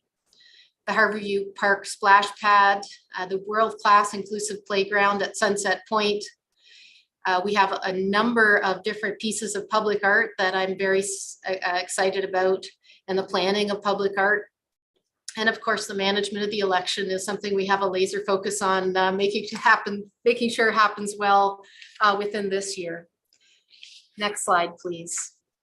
There's a couple of things as well I'll briefly talk about with respect to the transformations we're focusing on to make sure we drive toward our vision. We've had a couple of things happen. The water comes to mind, but where we would want to have a broader set of ways to look at enterprise-wide risk. So we have a framework for that planned, as well as a review of several priority services, such as stormwater, wastewater backups, including backups and bypasses, and a fire community risk assessment. An updated strategic financial plan, enhanced public communication and engagement, and we would hope an additional resource pending a report back from council around the strategy for that public communication and engagement. The final recommendations from the judicial inquiry, including the staff code of conduct updates, a land needs study so that we'll be able to implement or ready to implement one of the items to which funding was allocated from the asset sales as a legacy item, and more youth engagement with governance. We'll be supporting a committee that council's endorsed, would include several council members on how to get more youth engagement in our community. Next slide. The 2022 plan also includes moving forward. We hope to present to council and are planning to present to council a decision on next steps for the grain terminals and a waterfront public realm design plan for the shipyards area. And we're excited about a local business's lease of space in Harborview Park, so that I hope on my own lunch hour, I'll be out renting a watercraft so I can try stand-up paddleboarding and do my part to activate the waterfront. That should be exciting. Next slide, please. There's a lot of work happening in the support and manage growth and prosperity. Not only would we be recommending an official plan to council, starting in, but not finishing in 2022, a zoning bylaw update, the wastewater and water capacity allocation framework. There's quite a few items for the developers and the community around better supports for development and better communication. We've already implemented this year a zoning certificate process, and there's a number of items related to the economic development action plan that are priorities for delivery, including, we hope, the renewal of the Provincial Small Business Enterprise Center that allows our Business Development Center to be as effective as it is, and in fact to service South Georgian Bay. Next slide, please.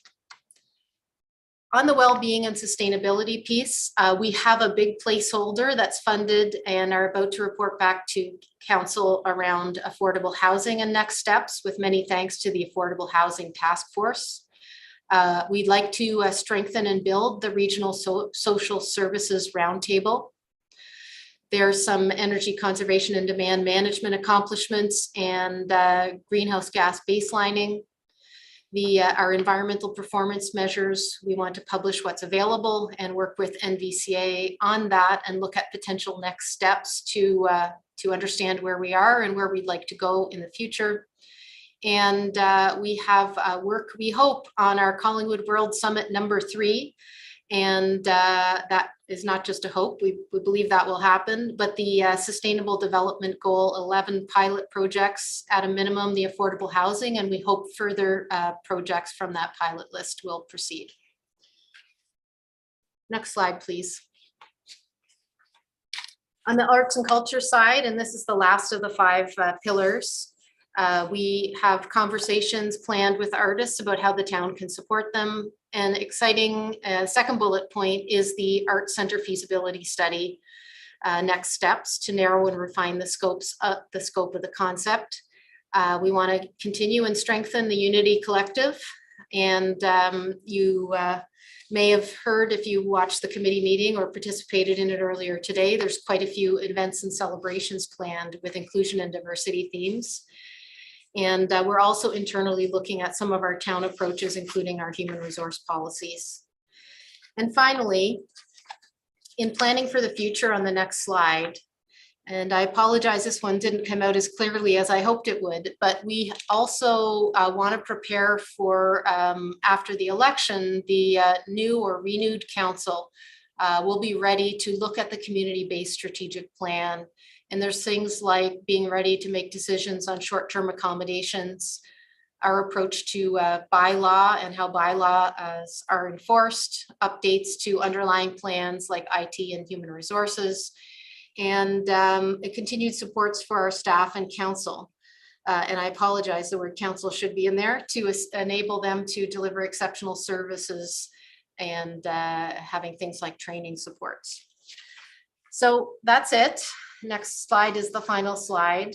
We will continue to provide quarterly updates on the status of the items. So the Q1 end report is anticipated to come forward in May. It seems like I've gone over a lot of items, but council is directing its $116 million this year. So a lot of things happening in support of our community. And I hope that what I've provided is on point for council's priorities. It's important that tools of this type build the confidence of the council and the confidence of the public, that when the directional type decisions, those policy and strategy items are decided by council, that you know they will be delivered in a reasonable way by well-skilled people. And that the 2022 operational plan, it will evolve throughout the year as this year's has, and I hope we will continue to get better at this process. Thank you. That's the end of this update and the kickoff to detailed work for 2022. Thank you very much, CAO Skinner. Very thorough report and lots in the rearview mirror and lots in the forward mirror or the windshield. So lots to do. And with that, I'm going to look to Clerk Almas to see if we have anyone from our audience that wishes to speak to that report. Thank you, Your Worship. Again, if there's any attendees participating in today's meeting wishing to address the standing committee regarding this staff report, please press the raise your hand feature at the bottom of your screen.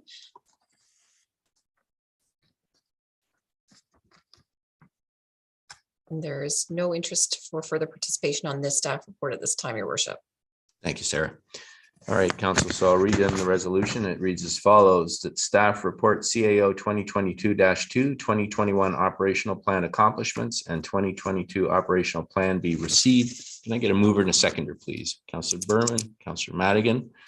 Council, there's a lot on the plate there. Questions or comments? Councillor McLeod, and then Councillor Hamlin. Thank you, Mayor Saunderson. A phrase that the CAO just used really caught my ear, which was delivered in a reasonable way by well-skilled people. And I really like that phrase. I'm going to keep it if you don't mind, and I'm going to deploy it in future days. I have a couple of questions, and I also want to thank CAO Skinner for delivering this report because it gave me an opportunity to go through a whole lot of agendas and minutes to cross-reference things, because I was reading them and going through this report going, oh, we did? Oh, when was that? Oh yeah, that sort of thing happened a lot. But there are, and I'm wondering, just for my edification, if there is a different meaning to the word complete for me than there is in this particular report, because there's a couple of times where I see complete and I'm like, I don't think I've seen that staff report, and indeed I have not. So I want to be sure before I continue along this line that we're on the same linguistic page, I guess, when it comes to the word complete. Through you, Mayor Saunderson. Thank you, CAO. Thank you, Your Worship. I'm very interested in the examples, and if there are some that can be provided now or even offline. Typically what we have done, not every item requires a staff report, although I assume you've targeted some that did perhaps require a staff report. And in some cases, items were split where they had clear deliverables in 2021, and you may see a continuation in 2022. But I believe we did that judiciously where there truly had been a delivery in 21 and something separate required in 22. But I'm happy to address or have the department heads address any of the items that you have specific questions upon. McLeod, any examples? Thank you. Just one follow-up that leaps from my list, which is item, oh boy, we're getting into the weeds. Item 203 on the list, which is regarding the youth engagement initiative. And it says it's complete. And I know I put my name in for that. And I haven't been to a meeting. And did I not make the cut? Or but it says it's complete, so I'm just not quite sure what's going on there. That's the one that came. Of course, it's self-interest. Yeah, CAO. Thank you, Your Worship. Sarah, go ahead, Clerk Yes. Thomas. Yeah. Please. Thank you. I can speak to that. And it is complete on the initial report, and you did make the cut. Happy to know. Yes, so we're just establishing the staff component for the internal working group that was approved. And so the three councillors that have expressed the interest in moving forward is Councillor Madigan, Councillor McLeod, and Councillor Berman. So those are your three council representatives on it. And you should be expecting a call within the next 2 weeks for your first meeting, because we'd like to have a report come back to this council, ideally in May. From our internal working group once we have that going and just establishing the best path forward. Thank you, Clerk Thomas. Follow up, Councillor? No, that the rest I can follow up offline. That's just the one that really leapt out at me from my list. And thank you. I appreciate it. Okay, Councillor Hamlin. Thank you. Just briefly, Mr. Mayor, I wanted to add a comment, which was that I wanted to, it was an eye opener to me to look at the list and get confirmation as to why.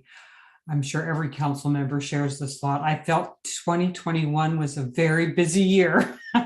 So anyway, and I wanted to say thank you very much to our CAO and all of staff for accomplishing these things and for really doing this kind of chart. It's so detailed, but I can see the intent of if you want to get things done, you have to, measure it and record it and so on. And it's very much appreciated. So thank you.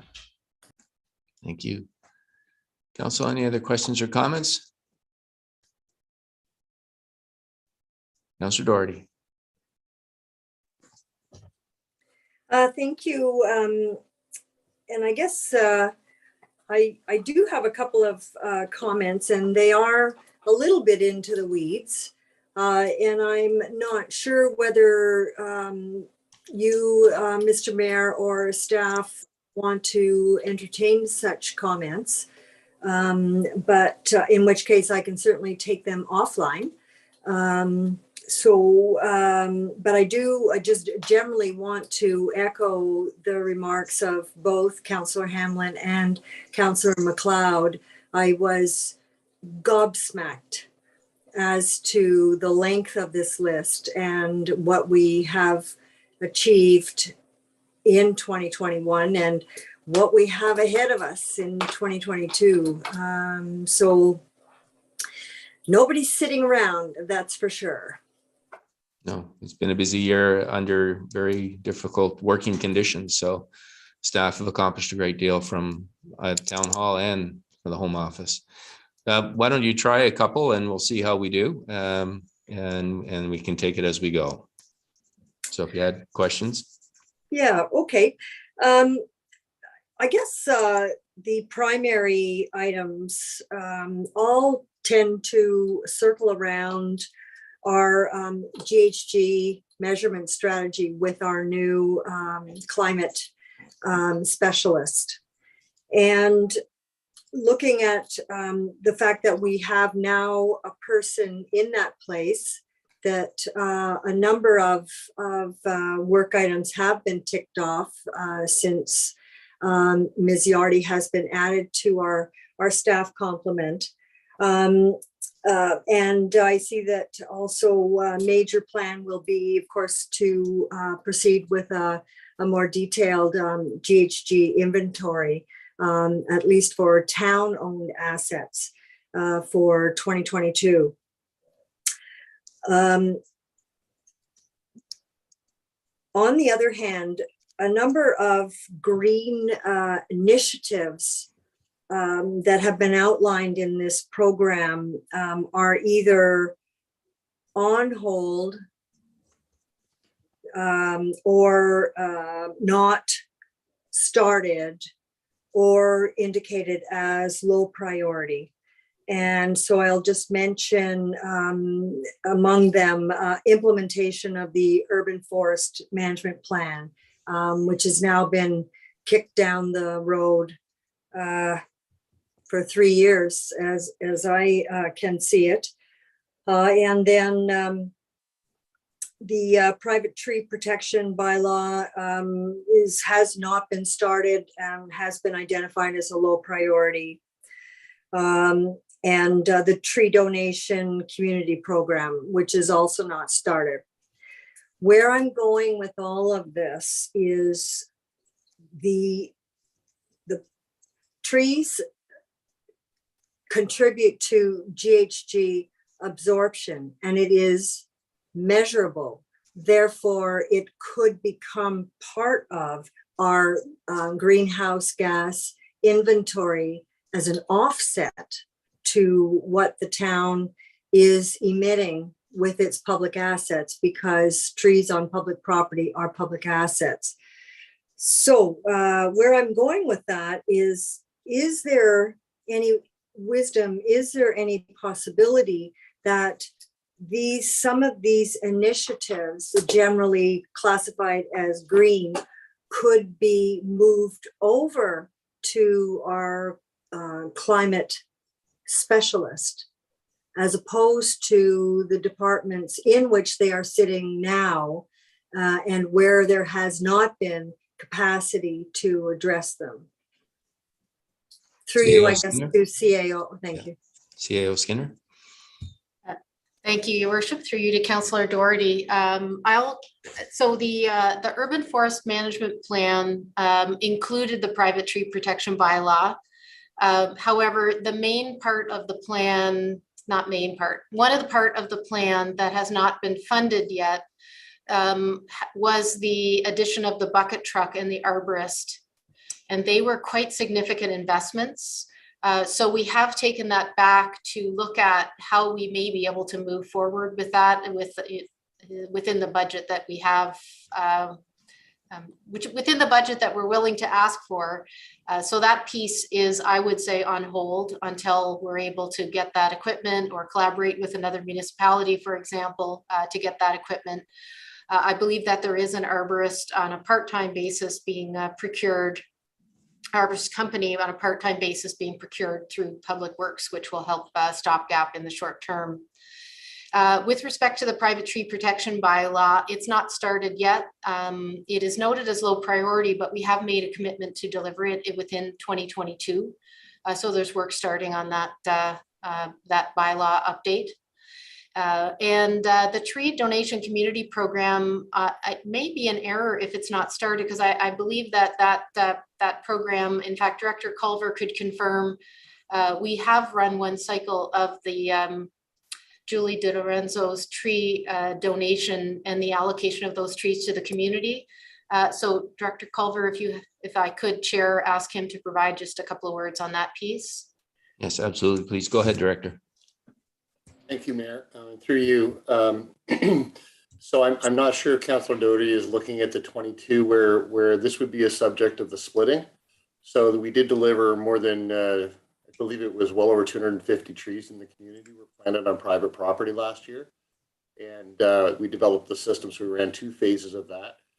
In 2022, we have a plan to spend about $175,000 in coordination with what the donor has approved and in line with her.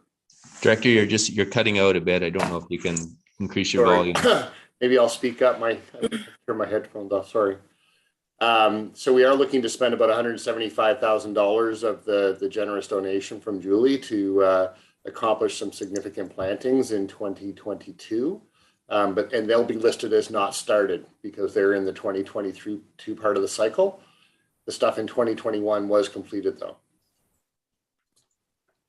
Thank you for that. CEO, anything to add?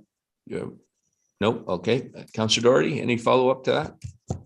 Yeah, sorry. So just for clarification, that particular item was for tree planting on public lands. And I'm not sure, Director Culver, you may have said that some of it was done, but you broke up, so I couldn't hear you. Director Culver, go ahead. So sorry, through you, Mr. Mayor. So the planting in 2021 was a challenge because of stock issues. But what we were very successful at is the planting on private property program, what we called the canopy program, that ran in 2 phases in spring and fall. And like I said, that resulted in planting over 250 trees on private lands. And we're looking to do more in this coming year. So we've recently had a meeting with the donor and she's approved a plan for $175,000, which will include 3 phases actually, and it's a little complicated to report out on. I could do an update at a future meeting, but there is everything from a continuation of the canopy program, so private trees on private property. There are pollinator gardens also being supported on private property, and there are tree assessments being supported on private property to help us look after some of our older growth trees. So this is where an arborist would come and evaluate older trees to ensure that they're getting the proper treatment and care to basically be maintained for a longer term. But in addition to that, there's bulk planting with the MVCA and 2 different programs that are being supported.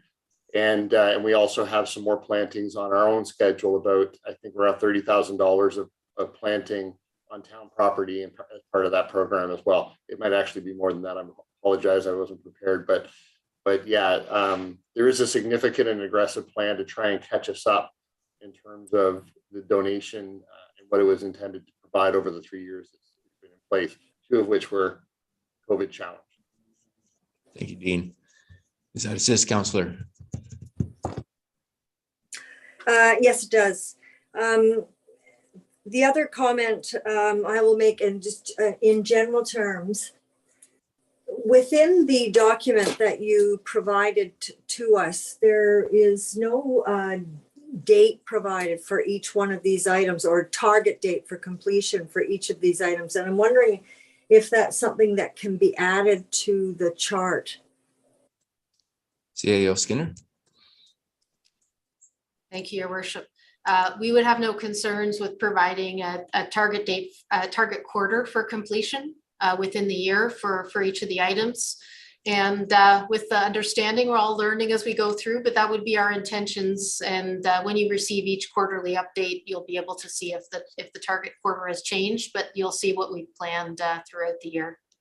Great. Okay.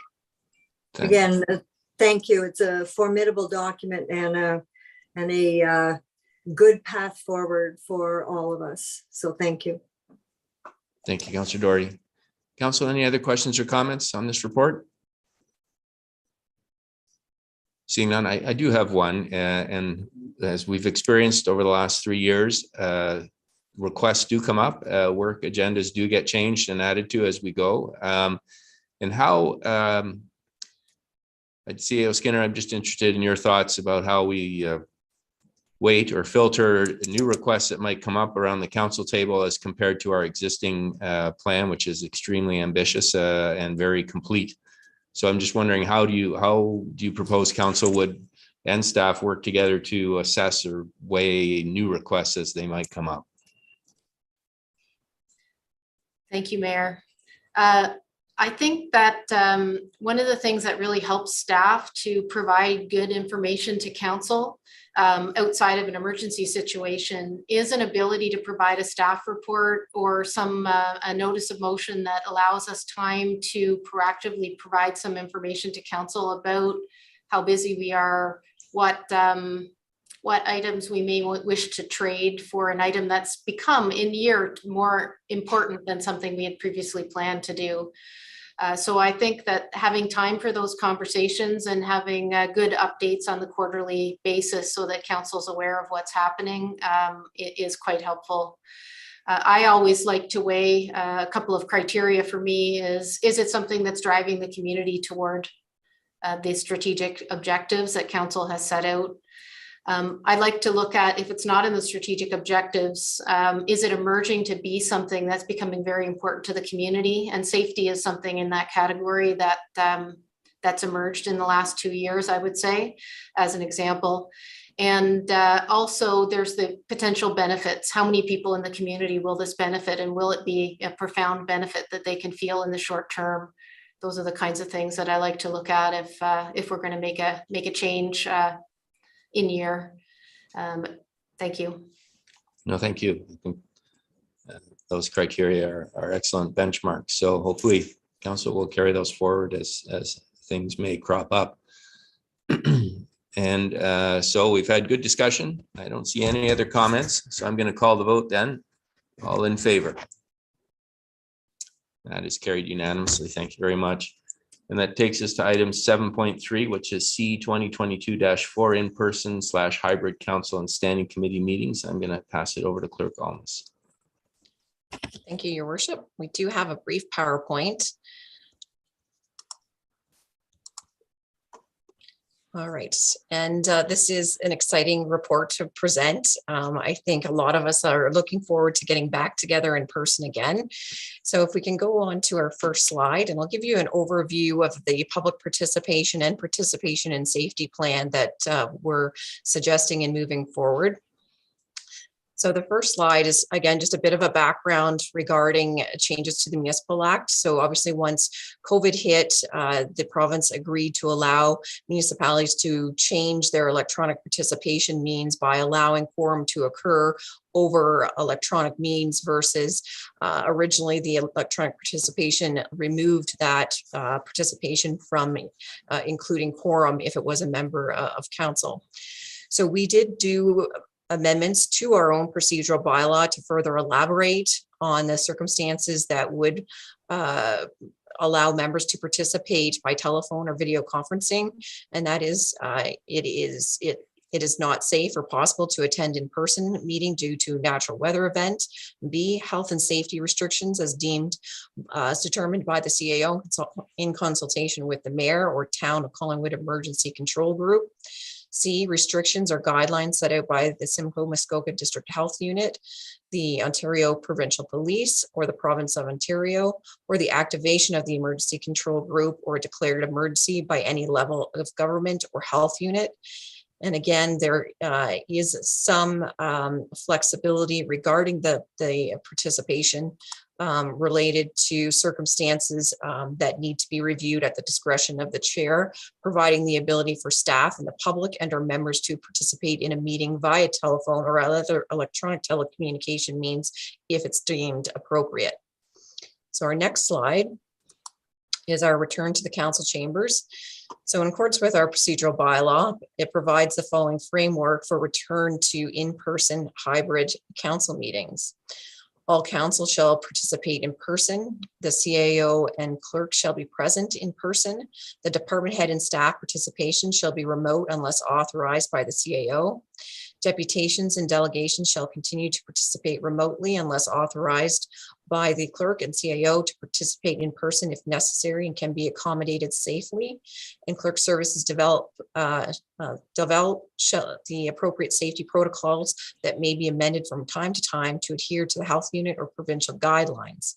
And as per provincial regulation, the capacity of council chambers is 20 people based on maintaining a physical distancing of 2 meters. Our next slide. This is the plan that we have established. So we hope to be all back together on March the 1st, members of council, the CAO and myself. And pending that, again, we know that the province is looking at potential changes February 21st to the Reopening Ontario Act. So that could change some of these protocols. And that's why we're looking at some flexibility to modify the plan once it is considered and hopefully approved by council. So again, permitted in the council chambers right now based on the current regulations that members of council be attend in person, the CAO clerk, department heads that have an active role in the agenda items, and deputations and delegations with a pre-registration and subject to COVID screening.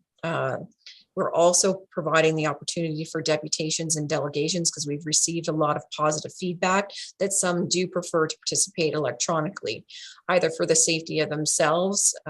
Often there is times on the agenda where a matter may not come up till later in the agenda. And for example, members of the public wishing to speak to a report later in the agenda, or if we have a consultant present, we have to obviously pay for the additional cost for consultants or legal if they're attending meetings and required to sit through other items that may not be related to the items that they're addressing. And then we would require in the council chambers support staff, including Rogers personnel and managers that may be required. Access to the meetings. Meetings will continue to use video conferencing software to ensure access to the public and those participating remotely, and would be available to view on the Town of Collingwood YouTube channel. Our next slide. The hybrid meeting protocol. Meetings would proceed under the October 29th, 21 direction provided by the Simcoe Muskoka District Health Unit. And that was a specific direction that was practices to prevent COVID-19 transmission while conducting municipal council meetings. And as they had stated in that correspondence, council meetings with public attendance, all attendees are required to physically distance 2 meters and wear face coverings. While in the council, while council chambers are open to the public, face coverings are only allowed to be removed when a person is speaking or consuming food and drink. Where there is restricted public attendance, council and staff only, the following would be in place: that council and staff are required again to physically distance the 2 meters. If the physical distancing can be maintained between participants 2 meters or more, then face coverings can be removed. And based on discussions with our COVID recovery team, staff are still recommending keeping face masks or face coverings on at all times unless speaking or consuming food or drink. And staff and council in the council chambers must be actively screened daily. Next slide. This slide pertains to the setup that we have established in our council chambers. So council seats arranged in a circular formation with additional tables around the dais to ensure appropriate distancing. As recommended by the COVID recovery team and supported by the health unit, no plexiglass is installed to ensure appropriate room ventilation and mask use except for when speaking or consuming food or drink.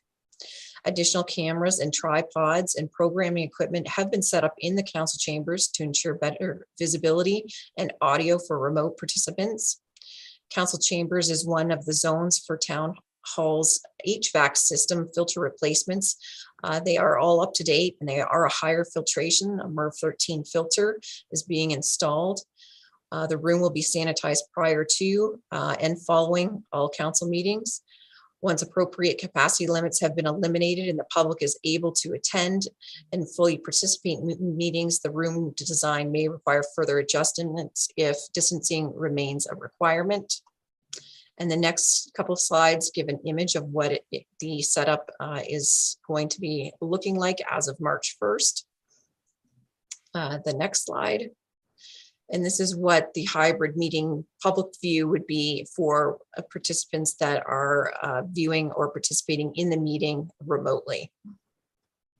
Next slide. So this is just the final information pertaining to that technology equipment that has been acquired to date and then was further procured. Additional cords and tripods were required early in 2022. So it was $9,147 has been spent. We do require staff resources for production purposes. We do need additional staff member to be present in the council chamber for the production purposes.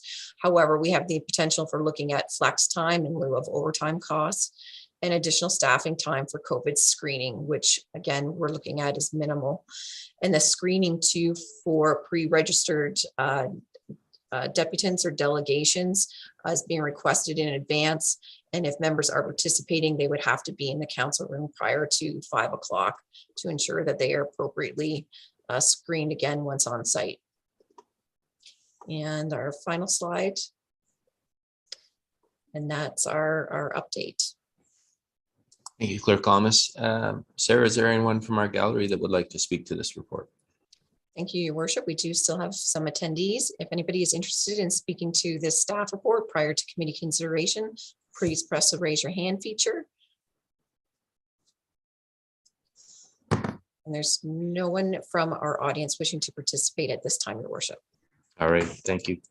So I'll read in the resolution. It reads that staff report C 2022-4 in-person / hybrid council and standing committee meetings be received, and further that council delegate authority to the clerk in consultation with the mayor and chief administrative officer to amend the meeting participation and safety plan as deemed appropriate. Can I get a mover and a seconder to get that on the floor? Councillor Berman and Councillor Jeffrey. Questions or comments, council? Councillor Jeffrey and then Councillor Doherty and then Councillor Hamlin. Thank you, Mayor Saunderson. Through you to the clerk, I may not have just heard this. So if for any reason you have to be late for a meeting, you're a scratch because you can't be processed. So you would have to assume if you can't make it before 5, you're a scratch.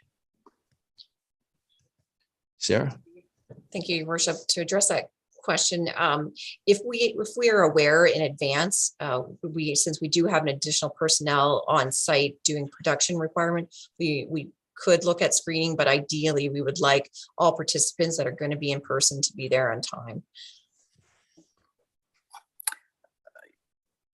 Follow up, Thank you, Mayor Saunders. No, just say thank you for that. I mean, my question would be if it was something of an important nature that you just couldn't avoid. I just wanted to be sure that I knew now. So thank you. Thank you. Councillor Doherty and then Councillor Ham. Thank you, Mr. Mayor. And just through you to the clerk for clarification. The decision as to who will be attending in person and who will be there virtually will be decided among yourself, the CAO, and the mayor. Now, is that on a go forward basis, as in go forward from this report?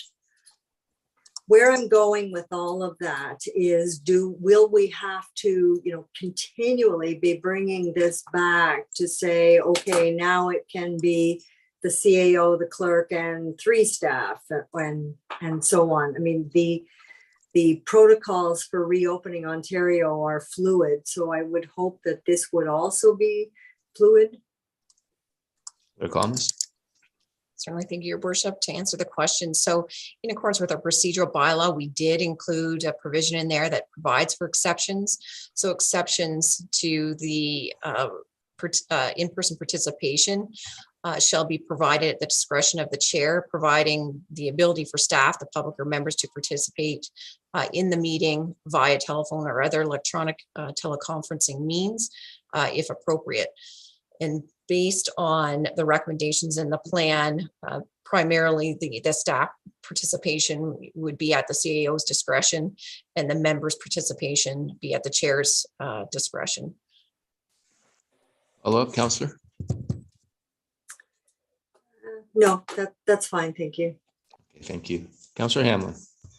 Thank you, Mr. Mayor. Through you, I have a question.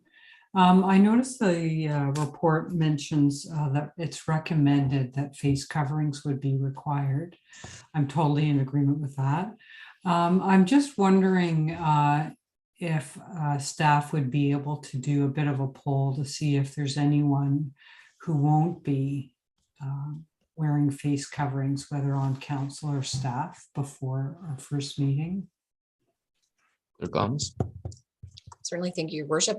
That's something that we intend to do, as well as ensuring the participation of all the members for our standing committees and council meetings, because we'd have to look at that at least 48 hours in advance of the meeting to make sure that we've got the programming set up for the remote member participants, because it is a little bit different. Yeah.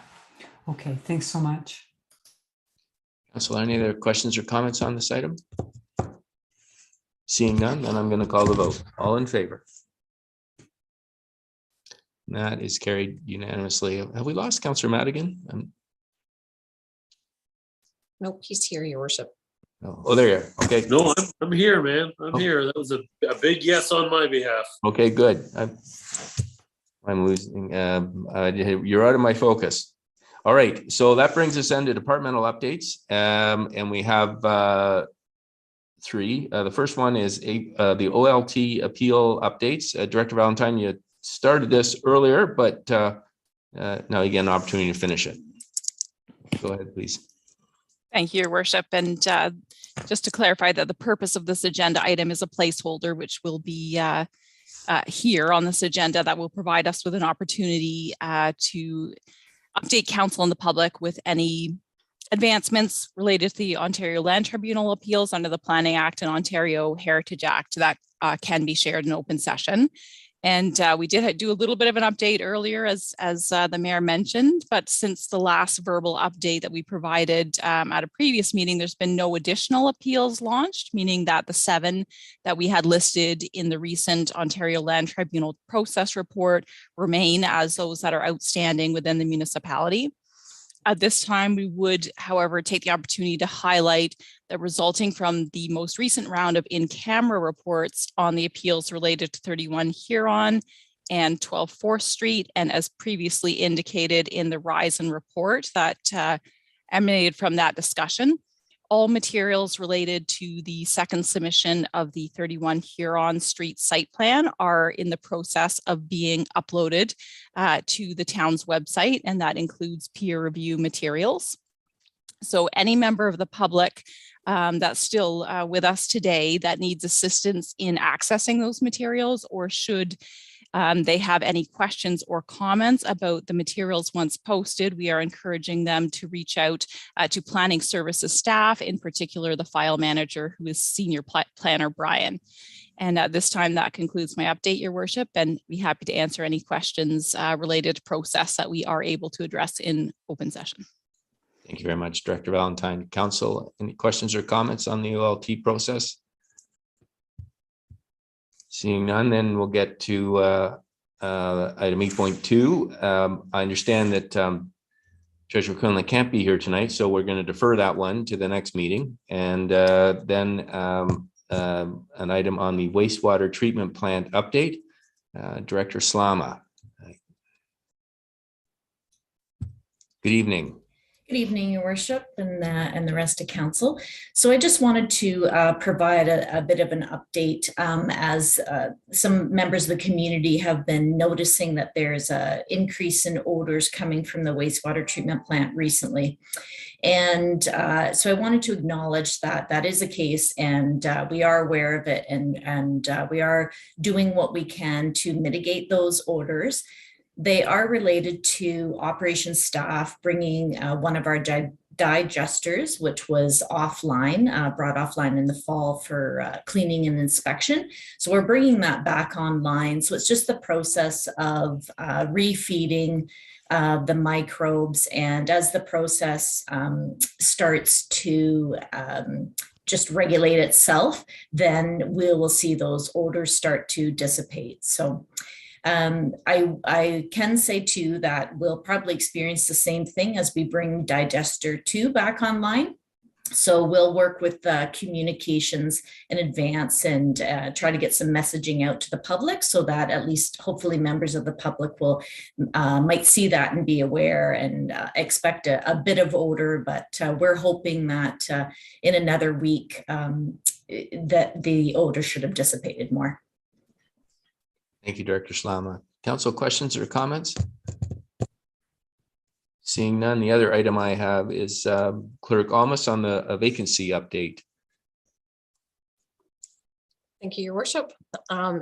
It's unfortunate that we have to do it, but it's very exciting for a number of members of our community that have an interest in municipal government. We've heard a number of interested individuals already, and I'm pleased to announce that the vacancy nomination package is available on our municipal website right now, and you're welcome to go online to obtain that package or to contact Clerk Services either at the Town Hall phone number or email at clerk@collingwood.ca. The formal notice will be included in the paper this week, as well as a social media blitz regarding it as well. The deadline for applications will be February 28th. And I believe my deputy clerk has sent out further information to members of council today. And if you could get back to confirm your availability for the date that we will conduct the public interviews for the applicants. We've also included as part of that nomination package, which is similar to filing a nomination for a municipal election. In addition to that requirement, we have also asked that, and again, it's optional, that if they wish to submit up to 2 pages providing their qualification and interests, should council wish to review further details about the applicants prior to the meeting that we're going to be conducting.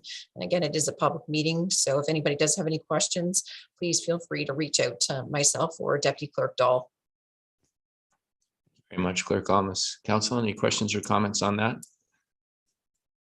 Seeing none, I'll put out a call for other business. That's the scheduled other business that I had. Does anyone else have any other business tonight? Seeing none, that brings us then to item 10, which is public delegations. And Clerk Almas, is there anyone in our audience that wishes to speak to council? Thank you, Your Worship. And again, the public delegation component allows members of the public to ask any member, ask the standing committee any matters within the committee's mandate for up to 5 minutes. Please press the raise your hand feature.